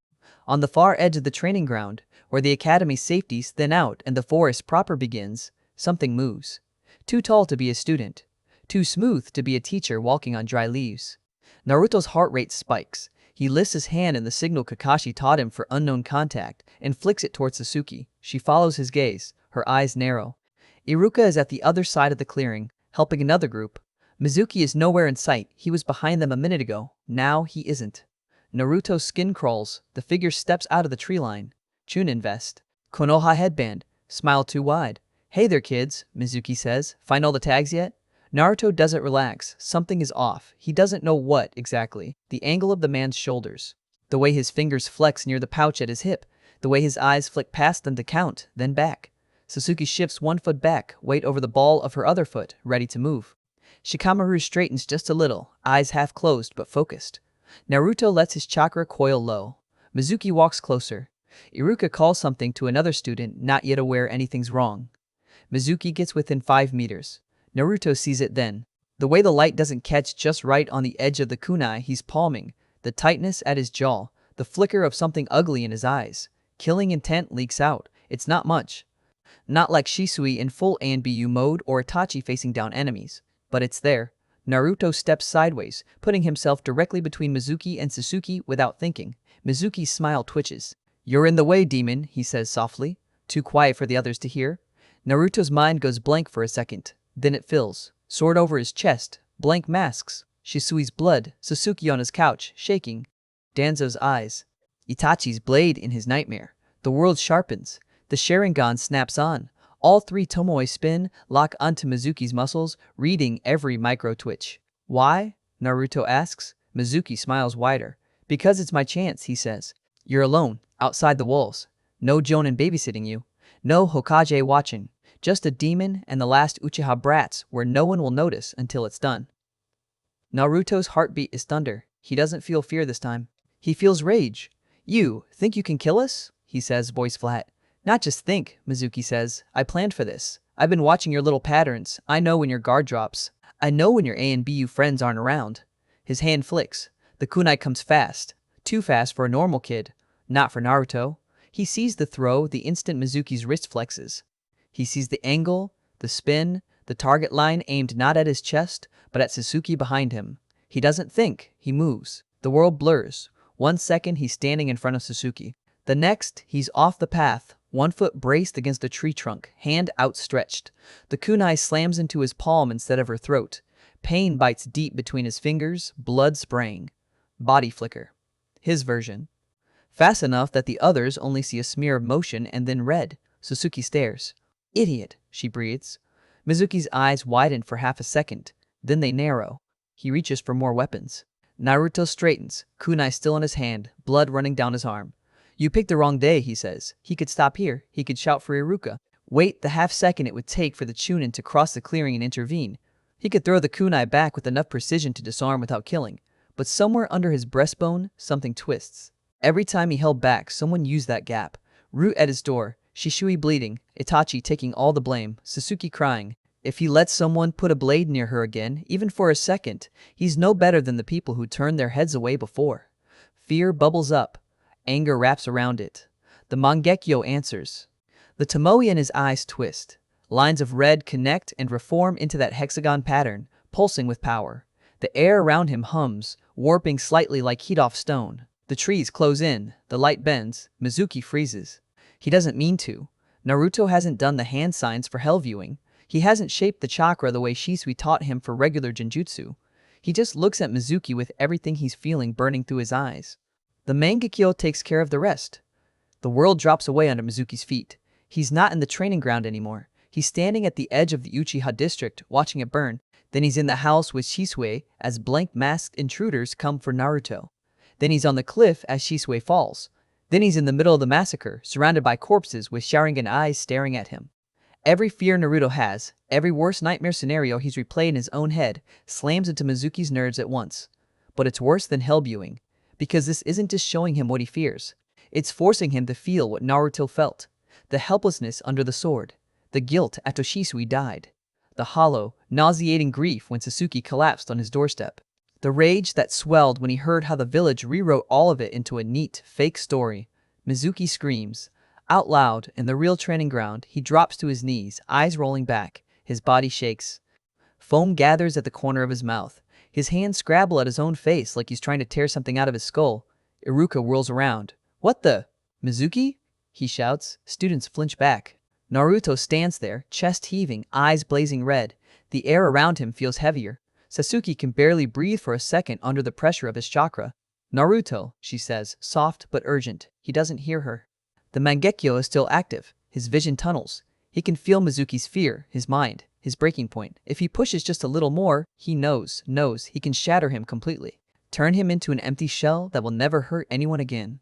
A voice whispers inside his head, "Finish it. Make sure he can never touch her, never touch you, never touch anyone." His fingers tighten around the bloody kunai. "Naruto!" Iruka's voice cuts through, sharp. He slams a hand on Naruto's shoulder, chakra flaring, shaking him. The connection snaps. The Mangekyo flickers off. Naruto's knees hit the ground. His stomach lurches. He turns his head and vomits bile onto the dirt, body rejecting the flood of sensations he just forced through himself. Iruka kneels beside him, stunned. He looks from Naruto small, shaking, blood dripping from his hand to Mizuki, still screaming and clawing at nothing, surrounded by horrified kids. "What did you do?" Iruka asks, voice low. Naruto wipes his mouth, panting. "Stopped him," he says. His voice sounds wrong in his own ears. Deeper. Older. Iruka snaps into action. He barks orders, sending one group of students back to the village for help, another to stay together and not move. He slaps a temporary seal on Mizuki's forehead, trying to disrupt whatever is frying his mind. It helps. A little. The screaming drops to whimpers. Mizuki collapses fully, eyes staring at the sky, pupils blown. Naruto feels sick. He didn't plan this. He didn't know his mangyo would do that. It just answered. Shaped his anger into something sharp and direct. He looks at his shaking hands and sees how easily he could aim that at anyone. If you're still here, you can feel exactly why Hiruzen was afraid. By the time A and BU arrive, the damage is done. They take Mizuki away, muttering about betrayal, internal investigation, possible collusion with outside forces. They take statements from Iruka, from a few of the least traumatized students. They don't ask Naruto much. They don't need to. Hiruzen already saw it through his scrying crystal. Naruto sits on the Hokage's office couch later that day, hand bandaged, eyes dull. Sasuke sits next to him, back stiff, shoulder pressed to his. She hasn't let go of him since the training ground. Not because she thinks he'll fall apart, because she knows he won't let himself, and that scares her more. Kakashi leans against the wall, arms crossed. Hiruzen stands behind his desk, pipe in hand, unlit. No one speaks at first. Finally, Hiruzen sighs. "Are you all right, Naruto?" he asks. Naruto shrugs one shoulder. "Fine. That wasn't an ordinary genjutsu," Hiruzen says gently. "You know that." Naruto stares at his hands. "I didn't mean to go that far," he mutters. He threw the kunai at her. I just wanted him to stop." "He's lucky you didn't want him to die," Kakashi says quietly. Naruto looks up. Kakashi's visible eye is unreadable. "You paralyzed him," Kakashi says. "You made him relive enough fear and grief to send a grown Chunin into shock. If Iruka hadn't snapped you out of it, you might have broken his mind completely." "He wanted to kill us," Sasuke says suddenly, voice low and sharp. "He called Naruto a demon. He aimed for my throat. If Naruto hadn't moved, I'd be dead. Is it really that bad that he got scared?" "No one is saying you should have done nothing," Hiruzen says, raising a hand. "You both acted bravely. You kept your classmates from getting hurt. But the power you used," he looks at Naruto. "That was your Mangekyo, wasn't it?" he asks. Naruto hesitates. He could lie. Say it was just hell viewing with too much chakra. Say Mizuki was weaker than he looked. But Hiruzen already knows. Kakashi saw. Sasuke felt it. "Yes," Naruto says. "It came out on its own." Hiruzen nods, jaw tight. "Do you know what it did?" he asks. Naruto swallows. "It took what I was thinking," he says slowly. "What I was afraid of. What I hated. And I pushed it into him. Made him feel it. Made him see it. Like hell viewing, but deeper. Realer. I could feel him. If I'd kept going, I think I could have broken him. Or rewired him," Hiruzen thinks, but doesn't say. He and Kakashi exchange a look. "What's the name of that technique?" Hiruzen asks. Naruto shakes his head. "I don't know. It just happened." "Then we'll name it later," Kakashi says. "For now, we know enough. You have a Mangekyo ability that can drag someone into your emotional nightmare and keep them there. That's not small." Sasuke looks at Naruto. He stares straight ahead. "I'm not going to use it again," he says abruptly. Hiruzen studies him. "You may need it one day," he says. "I won't ask you to throw away any tool that might keep you alive. But I will ask you to understand what it means to use it." Naruto's hands clench on his knees. "I don't want to become what they say I am," he says quietly. If I use these eyes every time I'm angry, I will. I know that much. Silence again. Hiruzen makes a decision. We're going to limit things, he says, not take anything away, just put some breaks in place. Jiraiya will be returning to the village tomorrow. He helped your father design the seal that holds the fox. He can add a layer. Something that calms the worst spikes of chakra, slows the Mangekyo's activation. You'll still be able to use it, but it will take more intent, more choice. Naruto's first instinct is to say no. He hates the idea of restraints, of being controlled, of anything that makes him more like a tool and less like a person. He remembers Mizuki on the ground. He remembers how satisfying it felt for half a second to watch him break. He swallows that first reaction. If it means I don't lose it, he says slowly, then fine. But only if I can still use it when I decide to. I don't want to be helpless either. You won't be, Kakashi says. You already have more than enough without touching that level. Flicker, hell viewing, your taijutsu, and you haven't even properly started on ninjutsu yet. Sasuke elbows him lightly. And me, she says, you have me. Naruto's shoulders ease a little. Hiruzen nods. We'll talk to Jiraiya, he says. We'll make it so you have a choice. That's more than most people with your blood get. Naruto stands. Can I go? He asks. I have homework. It's a flimsy excuse. They all know it. Hiruzen doesn't call him on it. Go, he says. Both of you. Kakashi, see them home. They leave. When the door shuts, Hiruzen lets his head drop for a moment. Jiraiya, he mutters to the empty office. You'd better not run this time. The next day, the Toad Sage walks into the Hokage's office, looking more serious than usual. I saw him, he says without preamble. From the wall, Kid looks like Minato around the eyes, Kushina around the mouth, Shisui around the way he moves. You saw the report? Hiruzen asks. Iruka's?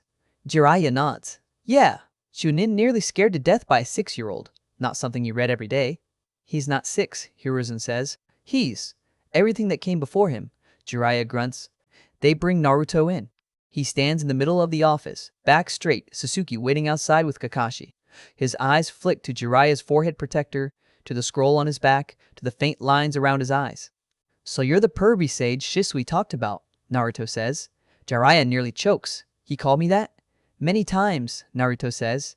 Jiraiya huffs out a laugh despite himself. Yeah, well, he says, I taught your old man. I'm allowed to be a little weird. Come here. He walks closer, peering at Naruto like he's some rare artifact. Naruto doesn't flinch. He's got the look, Jiraiya mutters.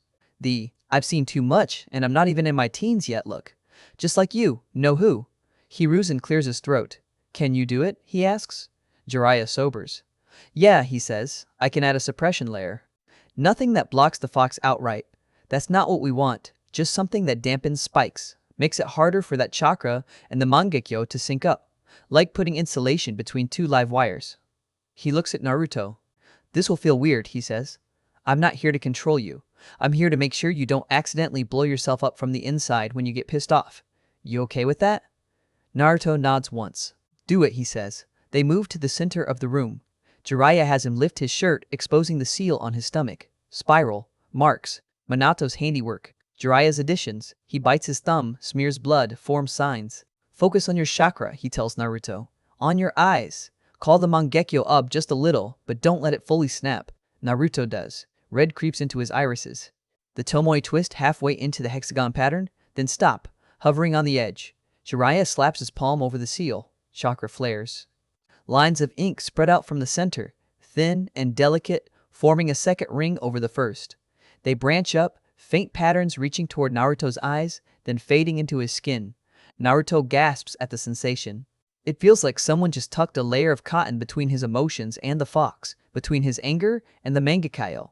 The raw, nerve-on-skin feeling dulls a fraction. Not gone, just not as immediate. Jiraiya pulls his hand back. There, he says, you still have full access, but you'll have to really mean it to drag that power all the way out now. Pure reflex won't get you there. Naruto blinks. The Mangekyo recedes back to 3 Tomoe with less effort than before. Thanks, he says. Don't thank me yet, Jiraiya replies. Train smart. This doesn't fix everything. It just gives you more room to screw up without killing anyone. He steps back. Also, he adds, almost as an afterthought, I'll be checking on you. Don't think I'm just going to wander off and leave the son of my student and the last Uchiha brats alone with this mess. Hiruzen exhales, tension easing a fraction. Outside, Sasuke paces until Naruto comes out. He looks lighter, not happy, not healed, but less wired, like someone loosened a knot behind his ribs. How was it? She asks. Weird, he says. Fine. He pokes my stomach, and now I have training wheels. She raises a brow. Is that a technical term? He smirks. Yeah. They walk home together. From the rooftops, Jiraiya watches them for a long time. Minato, he thinks, you really left me with something dangerous this time. If you're still here, you can feel how the shape of Naruto's path just shifted. He's still carrying grief, power, promises he shouldn't have needed to make. But now there's a layer between him and the worst-case version of himself. Not a cage, a break. What he does with that extra space, that little bit of control, that's what's going to decide what kind of man he becomes. Time starts to move faster after that. Training, classes, missions for the higher-ups that Naruto doesn't know about but feels in the way the air changes when Kakashi or Yugao come home late, smelling like blood and rain. The years ahead are going to drag him toward graduation, toward team assignments, toward the moment he stands in front of the man the village calls a traitor and demands answers. And when that happens, all the breaks in the world might not be enough to hold him back. By the time the next year rolls around, the village has stopped expecting them to be normal. Naruto and Sasuke move through the academy like a storm front. They don't start fights, they don't throw tantrums, they don't shout about becoming Hokage or restoring a clan. They just train, hard, every day, with the focus that makes the other kids look like they're playing at being shinobi. It's the teachers who notice it first. The way Naruto's eyes flick over a room and pick out exits, blind spots, loose floorboards. The way he always takes the middle position when they move as a group. The way he never sits with his back to the door. The way Sasuke reads people like they're scrolls, who's bluffing, who's hiding, who's about to snap. The way her chakra control drills are perfect after 2 demonstrations instead of 10. They're not prodigies in the Itachi sense, no one is. But together, they're something the academy isn't built for. On paper, they're just 2 kids with good grades and above-average chakra reserves. In reality, they're the last Uchiha raised under the shadow of a massacre and a failed peace, sitting on a pile of power and trauma nobody wants to touch. The village responds the way it always does when it's scared. It pretends nothing's wrong. Uzumaki Naruto, Iruka calls one afternoon, your clone jutsu is acceptable. Naruto makes a face. The clone next to him looks like it lost a fight with a blender. Head too big, eyes too small, one leg thinner than the other. It wobbles and pops out of existence with a soft puff. Iruka sighs. We'll work on it. Sasuke, 2 seats over, leans on her hand. You can break a Chunin's mind, she murmurs under her breath, but you can't do one decent clone. Shut up, Naruto mutters back. Those are different skills. Are they? Yes, he hisses. Iruka pretends not to hear them. He knows better than most what sits under Naruto's skin. He was there when Mizuki tried to throw a blade at Sasuke's throat. He saw Naruto move. Saw the hexagon pattern flash in red and watched a grown man break under a child's gaze. He still sees it sometimes in his sleep. But Naruto hasn't used that power since. Not once. Even when kids muttered demon again after the Mizuki incident, quieter now, but still there. Even when some parents complained about their children being in class with that thing and that Uchiha girl whose brother slaughtered everyone, Naruto never reached for the Mangekyo. He reached for his fists, for his training, for the long, slow, boring work of getting better. Jiraiya shows up once a month to drag him out of class and into the forest. They work on the seal, on bleeding off the fox's chakra without losing himself, on how to feel the difference between his anger and the beast's. Again, Jiraiya says, standing on the surface of a small pond, arms crossed. Naruto stands opposite him, sandals on water that ripples with every breath. He's taller now, shoulders broader. The baby roundness has left his face, leaving sharper lines, Minato's jaw, Kushina's cheekbones. Sweat runs down his neck. He closes his eyes and reaches inward. The Kyuubi's chakra is a constant presence now. Not a roaring monster at the bars, not all the time. More like a low, dangerous hum at the edge of his senses. It stirs when he's angry, when he's scared, when someone threatens Sasuke. He touches it carefully. It pushes back. Red tinges his chakra, slithering down his arms in thin, shimmering threads. The air around him grows heavy. Don't pull too much, Jiraiya warns. You're seasoning the soup, not dumping in the whole spice rack. Use what you need, not everything you can reach. Naruto grits his teeth. He holds the chakra at that level enough to make his muscles buzz, enough to sharpen his senses, not enough to drown him. Jiraiya throws a stone. To anyone else, it's just a blur. To Naruto, it's slow. He leans aside, water rippling under his feet, and the stone whistles past his ear. Again, Jiraiya says.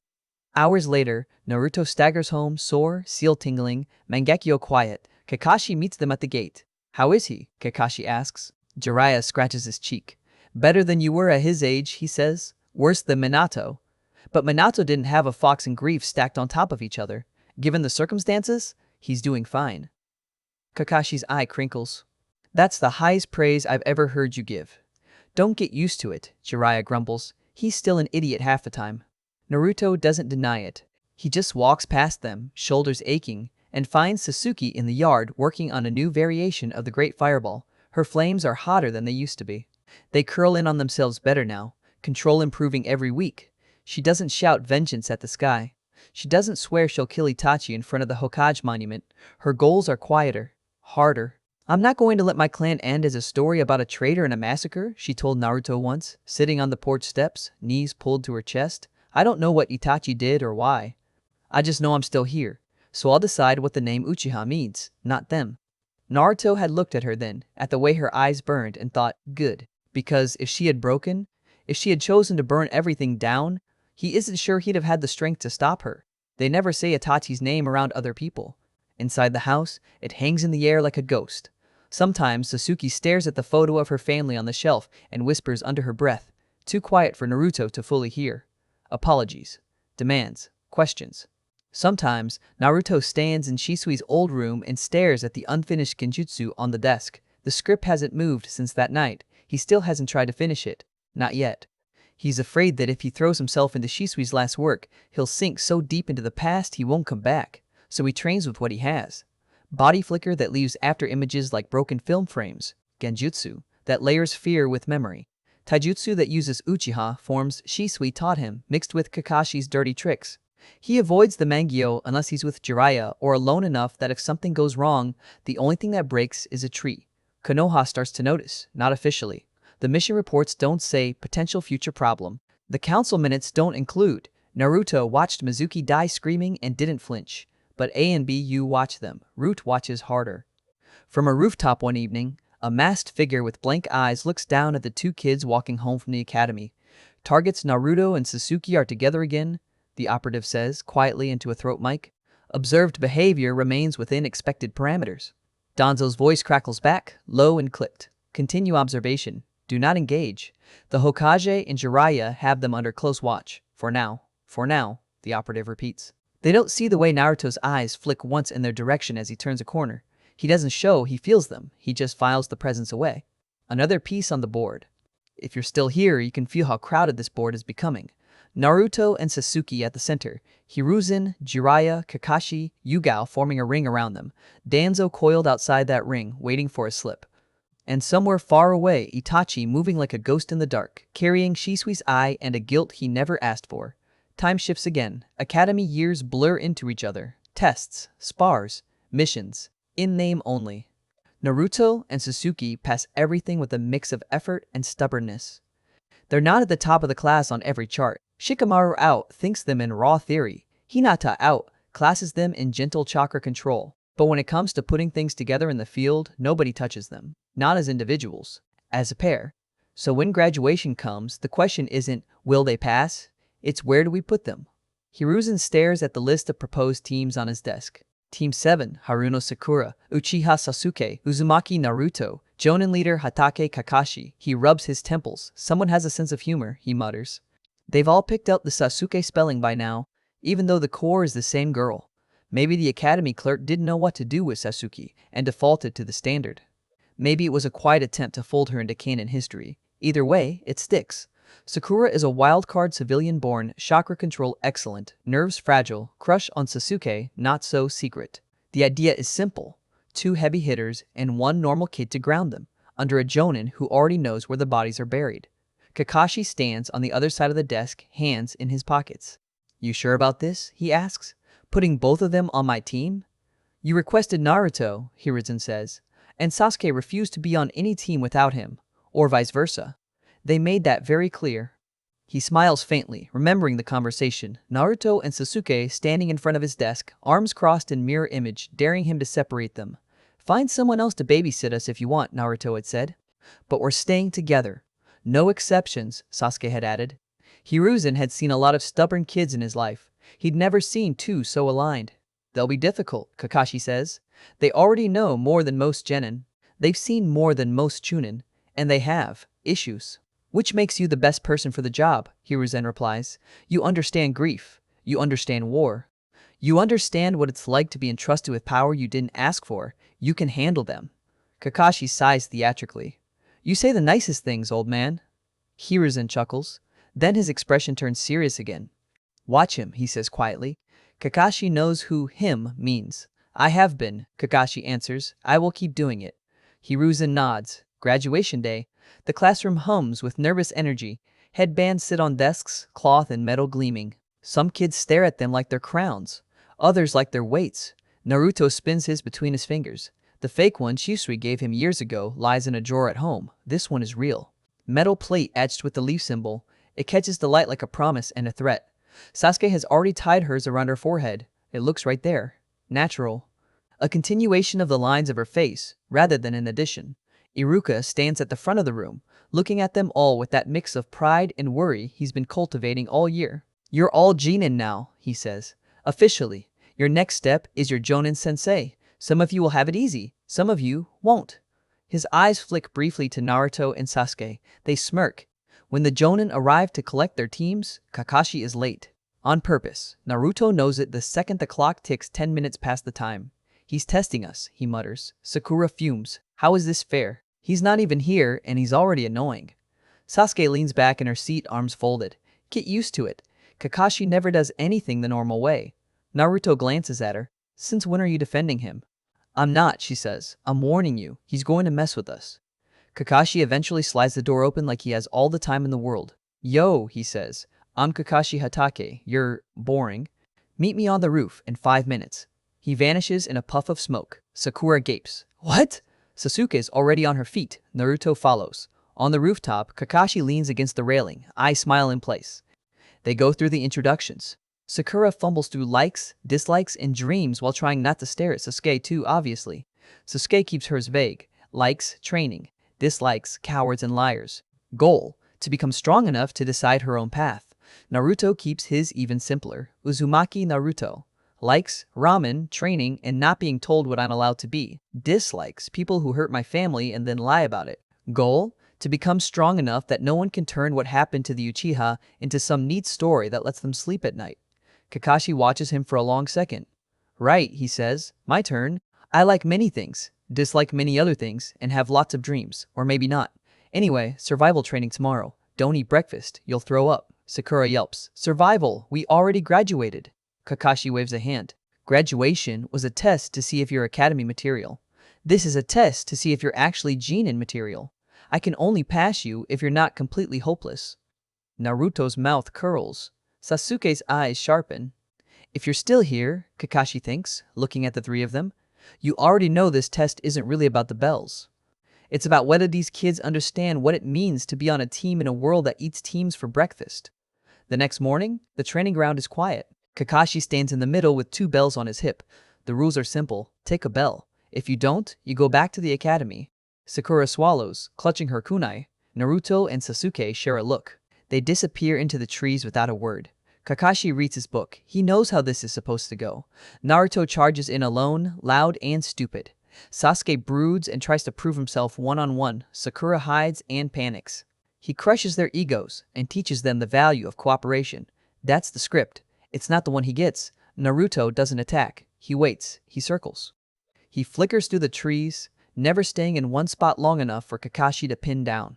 Sasuke mirrors him on the other side, moving in a pattern that feels random until you overlay it with Naruto's and see the net. They're mapping the field. Testing Kakashi's response times. Probing. He hides his satisfaction behind the book. Smart brats, he thinks. Sakura isn't useless either. She stays still, but not frozen. Breath quiet, chakra compressed, mind moving. She watches both boys, tracks their paths, and lets her eyes slip to Kakashi's posture every few seconds. His weight shifts when he's about to move, she realizes, and he keeps glancing at the same 3 trees. Traps or just habit? They don't shout, they don't bicker, they move. Naruto takes the first real shot. He drops from a branch with a kunai in hand, not aiming for the bells, but for Kakashi's book. The sudden, petty angle jars Kakashi just enough that he has to prioritize his precious pages over everything else. He blocks, flips, kicks. Naruto vanishes in a flicker before Kakashi's counter can land, reappearing 3 meters away. Fast, Kakashi thinks. faster than he was last year. Sasuke comes in from the opposite side, fire already in her lungs. Fire style, great fireball jutsu. The flames roar. Kakashi substitutes with a log, naturally, but he's half a breath later than he would be against a normal genin. He feels the heat brush his vest. Brats, he mutters fondly. He's about to counter when the world shifts. For half a second, the trees twist. The training field melts into something else. Dark water, a cliff, Shisui falling. Kakashi's heart jumps into his throat. The smell of river and blood hits his nose. His Sharingan eye flares under his headband on reflex. Then it's gone. He's back in the training ground. Naruto stands 10 meters away, eyes red, Tomoe spinning. Not the Mangekyo, just the regular Sharingan. But there's something layered under it. A whisper of fear chakra, of genjutsu threads. He didn't go all the way. He went just far enough to nudge Kakashi's senses, to make him hesitate. In that breath of hesitation, Sakura moves. She comes out of cover fast and clean, chakra steady, hand snapping toward the bells. Kakashi catches her wrist at the last second, spins, and sends her back with a shove that's more warning than real hit. Good, he says. He means it. They don't get the bells. Not on the first try. He still starves them until noon, still lets them sweat and argue in the shade, except they don't really argue. They plan. They push food toward the middle of the stump without needing the speech. When he steps out and threatens to send whoever ate back to the academy, they don't flinch. Naruto looks him dead in the eye. If teamwork is the real test, he says, then failing it by letting her starve would be stupid. Sakura glares. Don't talk like I'm fragile. You are, Sasuke says, and so are we. That's why we share. Kakashi stares at them. He sees Obito for a second. Rin, Minato, Shisui, Itachi, Naruto's parents. Too many ghosts. His eye crinkles. You pass, he says. On paper, it's a standard Team 7 formation. Blonde troublemaker. Brooding Uchiha. Pink-haired girl with potential nobody takes seriously. In reality, this is a team built on graves. A Jinchuriki with Mangekyo eyes and an ANBU level training foundation. The last Uchiha, whose clan died in a single night that the village rewrote into a neat cautionary tale. A civilian-born girl with perfect chakra control, a sharp mind, and a heart that hasn't yet been crushed by what shinobi life really means. And a jonin who's already buried too many kids. If you're still here, you can feel it. This is where the story you thought you knew starts to diverge hard. Because the next time they're sent outside the village, it won't be a school trip with paper tags. It'll be a real mission, with real enemies. And the first time Naruto and Sasuke are forced to choose between the mission and each other, between the village's orders and the promises they made alone in old, empty rooms, that's when all the careful seals, all the suppressed anger, all the half-finished plans Shisui and Itachi die for are going to crash into the present. And nobody, Hiruzen, Jiraiya, Kakashi, Danzo, or Itachi can control what happens after that. The first time Naruto dies, it's for a man he was supposed to hate. Zabuza stands on the unfinished bridge in the Land of Waves, sword dripping, mist thick around him. Haku's body is already cooling at his feet, mask cracked, blood soaking the stones. Kakashi is tired and bleeding. Tazuna is shaking. Team 7 are way past anything the academy prepared them for. Naruto moves anyway. He's still small. Still technically a genin. But he steps forward like someone much older, eyes burning, Sharingan spinning, chakra boiling under his skin. This is the moment that decides what kind of shinobi he's going to be. He chooses to step between Zabuza and everyone else. He chooses to trust the man who tried to kill them because Haku's last words crack something open in him. Because he's seen too many people thrown away by the system, and he's not about to let it happen again in front of him. So when Gato's men come, when the mob of hired trash swarms the bridge, laughing and jeering, thinking they're safe because the demon of the mist is chained and bleeding, Naruto steps into their path. He doesn't give a speech, he just moves. Shadow clones explode across the bridge, fire and steel and fists. There's panic, shouting, bodies hitting the water. Naruto isn't graceful, he isn't clean. He's furious and scared and sick of people like this thinking they can do whatever they want. One of them gets behind him, a flash of steel. Sasuke's shout tears through the mist. Naruto turns too late. The blade goes in under his ribs, sliding between organs by luck more than skill. For a second, there's no pain, just pressure. Then the world tilts. He can hear Sasuke screaming his name. He can hear Kakashi cursing. He can't feel his legs. He hits the bridge hard. Cold stone against his cheek. He watches the sky through a narrowing tunnel, mist curling like fingers trying to pull him back. So this is it, he thinks? The last thing he sees before the dark takes him is Sasuke's face, eyes wild, tears mixing with rain. Then there's nothing. No light, no warmth, just black. He floats, or falls. Time stops meaning anything. He doesn't know how long he drifts before something flickers in the distance. A tiny point of light, far away. He walks toward it because there's nothing else to do. It's not heaven, it's not hell, it's Sasuke. Little scenes, like shards of glass suspended in the air. Her laughing in the training field, her arguing with him over some stupid thing, her falling asleep on his shoulder after the massacre, her standing at the fence between their houses, looking up at the stars. He watches, unable to touch any of it. And it hurts. Because if this is death, then this is all he gets, memories of what he had, with no way to change anything. Nice to meet you, Naruto. The voice comes from behind him. He turns. The man floating there isn't anyone he's met, but somehow he feels familiar. Long hair, truth-seeking staff, Rinnegan and Sharingan in his eyes, Magatama beads around his neck, robes marked with 9 tomo at the back. I am Hagoromo, he says. You may know me as the Sage of Six Paths. Naruto just stares. So, I'm dead, he mutters. For now, Hagoromo says, but you're difficult to categorize. He doesn't explain much. Not in a way Naruto can understand now, anyway.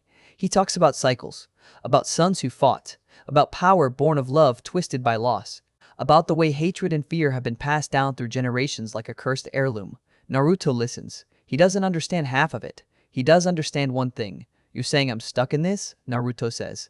Born into a story where I'm either a weapon for the village or a monster they have to put down. I'm saying you carry more than most, Hagoromo replies. The Sharingan, the Kyuubi. A heart that loves deeply enough to break the world if it's pushed too far. You can't choose what you're born with. You can choose what you do with it. Naruto laughs, bitter. Kind of hard to choose anything if I'm dead. Hagoromo's lips twitch. That's the other thing, he says. You're not staying here. Light pulses at his feet. I will return you, Hagoromo says. But there is a cost. You can't cheat the laws of life without them taking something back. The fox will tell you the details. Naruto reaches for him. Wait, you can't just drop something like that and leave. He wakes up in his own mind. Void again, but this time it's familiar. The sewer corridors of his inner world. The massive bars of the Kyuubi's cage rising out of the dark. Yo, the fox rumbles. Rough first mission, huh? They talk. Kurama explains the math nobody on the outside understands. Yes, he brought Naruto back. No, it wasn't free. His body is technically dead. Kurama is the only thing forcing it to move. The human side deteriorates a little more every time he pushes too hard. If you keep going like this, Kurama says, you'll burn out by 21, maybe sooner. Naruto swallows. And if I don't keep going, he asks. Then someone else will die where you could have stood, Kurama says. Pick your poison, brat.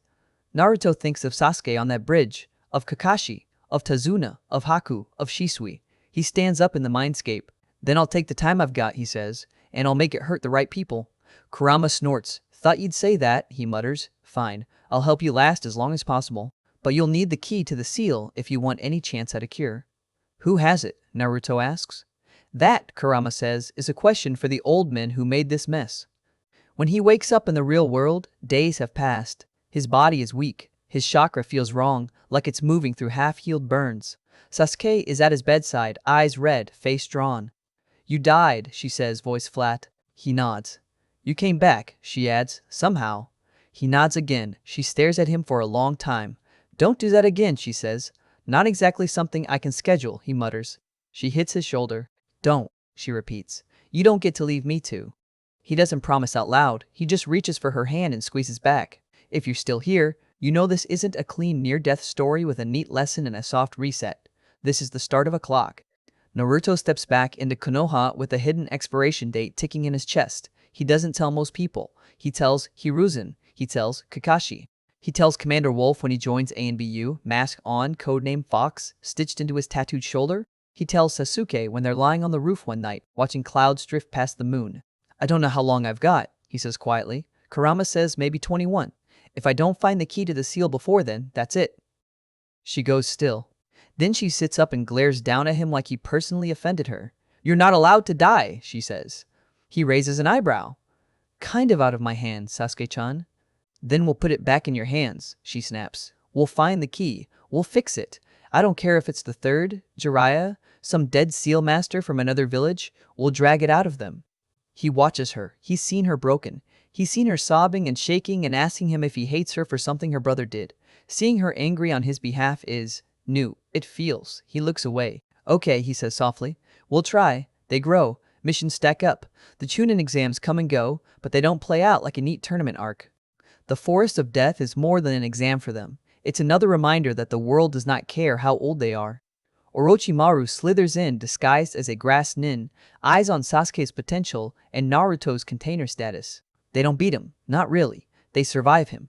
Naruto's Mangekyo flares once, raw and uncontrolled, when he sees Sasuke pinned to a tree with a snake's jaw around her leg. Orochimaru laughs as the genjutsu brushes his mind, amused, impressed, curious. So, Shisui's legacy lives on, he muses. Naruto buries that whole encounter in the part of his mind where nightmares go to rot. The invasion comes. Sand and sound hit the village hard. The stadium becomes a battlefield. Gaara loses control. The Kyuubi snarls inside Naruto's seal at the sight of another Jinchuriki being dragged by chains shaped like family expectations and weapon seals. They don't save everyone. They do save enough. Naruto stands atop the half-destroyed wall afterward, looking at the smoke, the rubble, the bodies being covered. This is what they hired us for, he thinks. To stand in the gap. To break and bleed so the people in those houses don't have to. Somewhere behind him, Hiruzen coughs into a handkerchief and hides the blood. The years after that blur, Naruto becomes Chunin, then ANBU, then more. The fox mask becomes a familiar sight on night missions. He moves through the shadows with Yugao, with other animal-coated ghosts, taking orders from Commander Wolf, who is just Kakashi with a different mask and more burdens. He kills for the village. Not civilians, not kids. He draws lines where he can, but he still kills. He still watches the light leave eyes and files it away in the growing weight on his spine. Sasuke rises with him. Not an INBU at first, but as a frontline shinobi, a prodigy in her own right. Fire and genjutsu, and a Sharingan that finally awakens one night when she nearly loses him again. They're not subtle about being together. They try to be, they fail. Hiruzen knows, Kakashi knows.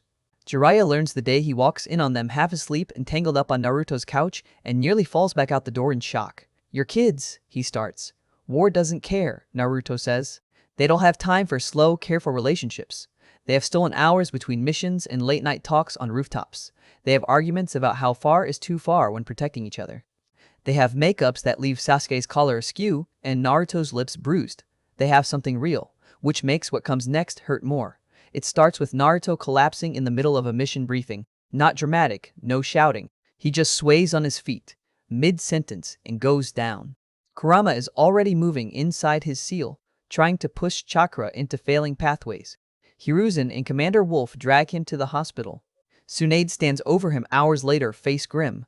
Who thought it was a good idea to let a half-dead kid be ANBU commander? She demands when she sees his file. "Commander?" Sasuke repeats, stunned. They forgot to tell her that part. Naruto wakes to the sound of raised voices. He doesn't panic. He just stares at the ceiling and waits for someone to explain exactly how screwed he is. Kurama doesn't sugarcoat it. "He's not healing like he used to," the fox says. "Your human side is catching up with what we did. Using my chakra like that while your body was technically dead left scars. The more you draw, the worse it gets. The key to the seal is your only real shot at undoing the damage." They finally admit who has it. Jiraiya, of course. The man who's been in and out of the village, too busy chasing rumors and writing smut to hand over something that might save Minato's son. Naruto's rage is white hot. He shouts at Hiruzen. He yells at Jiraiya when the old pervert finally shows up, looking guilty and tired. "You had it this whole time," Naruto snarls. "I've been dying for years and you had the key. You just didn't bother to show up." Jiraiya doesn't defend himself. He just nods and says, "I was a coward," like a man admitting his own execution. They work on the seal. They find the key. They talk to Kurama properly, without bars between them for the first time. Naruto learns the fox's name. Kurama learns Naruto's breaking point. They meet in the middle. The illness doesn't vanish overnight. It eases. The clock doesn't stop. It slows. And in the background, other gears are turning. Akatsuki moves. Naruto learns their name and reports first. Missing nin with red cloud cloaks. Bijou hunters. A man with orange hair and ripple-patterned eyes. Another with a mask and space-time jutsu that feels disturbingly familiar. Then he meets them, not as enemies, not at first. 13, Toby says, head tilted. "That's how old you'll be when we bring you in properly. You'll be strong enough by then, useful enough." "Useful for what?" Naruto asks. "Peace," Toby says, the kind built on control instead of hope. Naruto's laugh is harsh. "That's not peace," he says. "That's a prettier cage." He still joins. Sort of. Hiruzen knows before anyone else. "You're going to infiltrate them. the old man says, fingers steepled, eyes heavy. Bring us information, delay them where you can. But remember, Naruto-kun, lines blur when you walk in the dark that long. I've been walking there since I picked up Shisui's sword, Naruto says. Sasuke hates the plan, she doesn't hide it. You think you can go play double agent with a terrorist group that hunts people like you and come back the same? She demands. What if they get to you first? What if they use you to hurt us? I won't let them, he says. It sounds weak even to him. She grabs his shirt and drags him down to eye level. You told me once you didn't want to become what they say you are, she says. Remember that. When you're out there, when they're offering you power and telling you it's for peace, remember who you are. He cups her face. He doesn't say he's scared she'll be the one who changes first. Pulled deeper into the village, he's starting to see more cracks in every day. He doesn't say he's afraid they'll make her choose between him and Konoha. He kisses her instead. It tastes like salt and fear. Akatsuki is everything he expected and worse. Deidara's explosions, Sasori's puppets, Kakuzu counting bounties with dead eyes, Konan's paper wings. The man with the Rinnegan watching everything with a calm so deep it feels like apathy. And Kisame, the shark. The first time Naruto stands in front of him in that cave, cloak hanging off his too thin shoulders, eyes spinning with eternal mangekyo, he's stolen from a man who died for peace. Kisame grins. Pleased to meet you, Uchiha Naruto, he says. Let's see if you're as fun as they say. Naruto puts him in a genjutsu before he can blink. Just for a second. Just to prove he can. Kisame comes out laughing. Yeah, he says. We're going to get along. They become partners. In missions. In arguments. In long, late-night walks through rain-soaked fields, where they talk about past sins and future plans like two men already halfway to hell and wondering if they can take a piece of it with them. Akatsuki's stated goal is simple. Collect all the Bijutsu. Use their power to force the world into peace. Naruto listens to the speeches. He nods at the right times. He does missions. He also sabotages. He slows operations. He warns villages in ways that can't be traced back to him. A black-feathered clone appearing on a battlefield for 10 seconds. A cryptic scroll showing up on a Kage's desk. A genjutsu whisper in the ear of a commander at just the right moment. He walks a line so thin it cuts his feet. He doesn't always stay on the side he meant to. The war comes anyway. Allied shinobi gather. Sand, leaf, stone, cloud, mist. They stand together against a threat they barely understand. They talk about unity and trust, but half of them are looking over their shoulders at their supposed allies. Naruto watches from the shadows. Sometimes he fights for Akatsuki. Sometimes he fights for Konoha. Sometimes he fights for neither, just to keep Sasuke and the few people he still loves alive. He kills. A lot. He kills Tobi's plans more than once by messing up missions. He kills enemy commanders. He kills men like Danzo, who finally thinks he can move on Naruto now that the boy is out in the open. That last one is not subtle. Danzo expects a frontal fight. He prepares seals. Izanagi-infused arm. Decades of paranoia and ruthless pragmatism wrapped around a belief that he alone knows what Konoha needs. Naruto doesn't give him any of that. He walks into Root headquarters and drops everyone in the room into genjutsu so deep they never climb out. He makes them live through every moment they forced on others. The children stolen. The eyes ripped out. The bodies discarded. He lets them feel what they made Shisui feel. What they made Itachi feel. What they made him feel, bleeding on a bridge and realizing the village will always choose itself over the people who bleed for it. Danzo never gets a chance to activate Izanagi. His right arm never moves. His stolen eye never spins. Kisame slaughters the Root operatives around him, laughing like a man who knows he's going to hell and doesn't care. When it's over, Danzo is a broken doll on the floor. Naruto stands above him, eyes calm. He doesn't say anything. There's nothing left to say. Somewhere miles away, Hiruzen feels the weight of that death settle on his shoulders like another layer of ash. The reports reach him 3 days later. Danzo found dead, Root wiped out. Witness, a half-dead operative who crawled back long enough to whisper, Naruto, Akatsuki, a genjutsu I've never seen, before collapsing. Hiruzen listens. He dismisses the ANBU. He sits in his chair and stares at the wall. In one sense, he's not surprised. He's been watching Naruto's path bend toward this for years. The boy loved deeply. Loved Sasuke. Loved Shisui. Loved the village even as it cut him, patching the wounds itself made. Hiruzen always feared what would happen if that love finally snapped away from Konoha and locked onto something else. Based on this, he says quietly when Yugao finishes her report about the black-feathered clone that moved faster than Jiraiya in Sage Mode, I know Naruto is the strongest and biggest threat we've ever faced. Not the Kyuubi. Not Madara's ghost. Not Akatsuki, Naruto. The boy Minato and Kushina died to protect. The boy Shisui died for. The boy Itachi bled for. The boy Hiruzen swore he would not fail the way he failed all the others. He fails anyway. Because in the end, he picks the same answer they all did. We have a way, he tells his ANBU, to stop him if it comes to that. They lean in. He says 4 words that taste like betrayal and necessity. The Reaper Death Seal. A same jutsu. Minato used to stop the Kyuubi, the one that cut his life in half and left his son with half a soul. Hiruzen plans to use it on Naruto directly, not the fox, the container, because if we let him keep going, he thinks, there won't be a village left to protect. Elsewhere, Naruto sits cross-legged in a dim cave, Akatsuki cloak open at the throat, chest rising and falling slow. Kisame leans against the wall nearby, Samahada propped at his side. Are you done now? Kisame asks. Naruto doesn't answer right away. He's thinking about Danzo's face, about the way Root crumbled, about the emptiness afterward. You know it's coming, don't you? He says finally, opening his eyes. Kisame nods. The war? The real one, Naruto says. The one where people stop pretending we're on the same side. Konoha will act, Akatsuki will act, Tobi will make his move, and somewhere in the middle, Hiruzen will decide it's safer to kill me than to let me keep choosing my own battles. Kisame studies him. Still fighting on Akatsuki's side? He asks. Naruto snorts. What? Are you planning on revolting now? Just wondering, Kisame says. You know I'm on your side, wherever that ends up being. Naruto closes his eyes. He's tired. Not just physically, he's tired of layers, of pretending, of trying to be a bridge between people who'd rather burn each other than talk. He breathes. For now, he says, it's not a promise, it's an admission. Kisame shifts. About your eyes, he says. They've been different lately. Naruto opens them. The eternal Mangekyo glows in his irises, pattern spinning. Shisui's sacrifice and Itachi's pain woven together into something that should have broken him.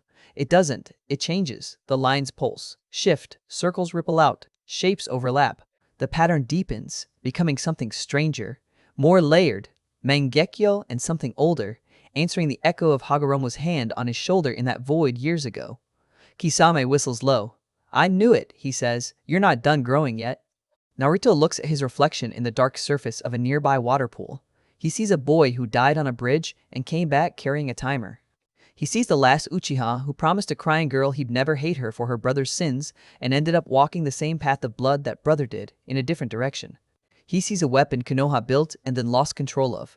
He sees a chance, not for kindness, not for a happy ending, for something else. Maybe, just maybe, for a world where the next boy born with eyes like this doesn't have to choose between being a shield and being a sword. I don't know how this ends, he says quietly. Kurama stirs in his chest. Neither do I, the fox rumbles. But for the first time in a long time, brat, we're not just reacting, we're moving first. Back in Konoha, Hiruzen stands alone in the Hokage's office. He looks at the portraits on the wall. Hashirama, Tobirama, Minato, all men who made choices they hoped would save more than they broke. He wonders how history will paint him. As the Hokage who killed Minato's son. As the coward who waited too long. As the old man who tried one last time to pay with his own life instead of someone else's. He closes his eyes. I'm sorry, he whispers, to Minato, to Kushina, to Shisui, to Itachi, to Naruto himself. I couldn't find a way where you didn't have to carry everything. This is all I have left. He opens them again. Resolve hardens. The next time Naruto Uchiha steps into this village, he says, I'll be waiting, with the same seal that started his story. The lines are drawn. Naruto, with his new eyes, standing in the dark beside a shark who chose him over any village. Sasuke in Konoha, torn between the love she has for the boy who held her when her clan died and the duty she swore to the place that gave her a second life. Hiruzen, frail and stubborn, ready to trade his soul to the Reaper one more time if it keeps his home from burning. Akatsuki plotting. Tobi watching, the world holding its breath. If you've stayed with them this far, you already know. This was never a story about clean heroes or simple monsters. It's about kids handed guns and ghosts and told to smile for the village. It's about what happens when one of them decides he's done letting other people write his ending. The final clash isn't here yet. But everything that leads to it, the birth, the fox, Shisui's fall, the massacre, the Mangekyo, the bridge, the illness, the mask, the cloak, the dead Root commander on the floor and the old Hokage whispering apologies into smoke. That's already written. What comes next is the part no one can predict. Not Hagoromo, not Kurama, not even Naruto himself. The end.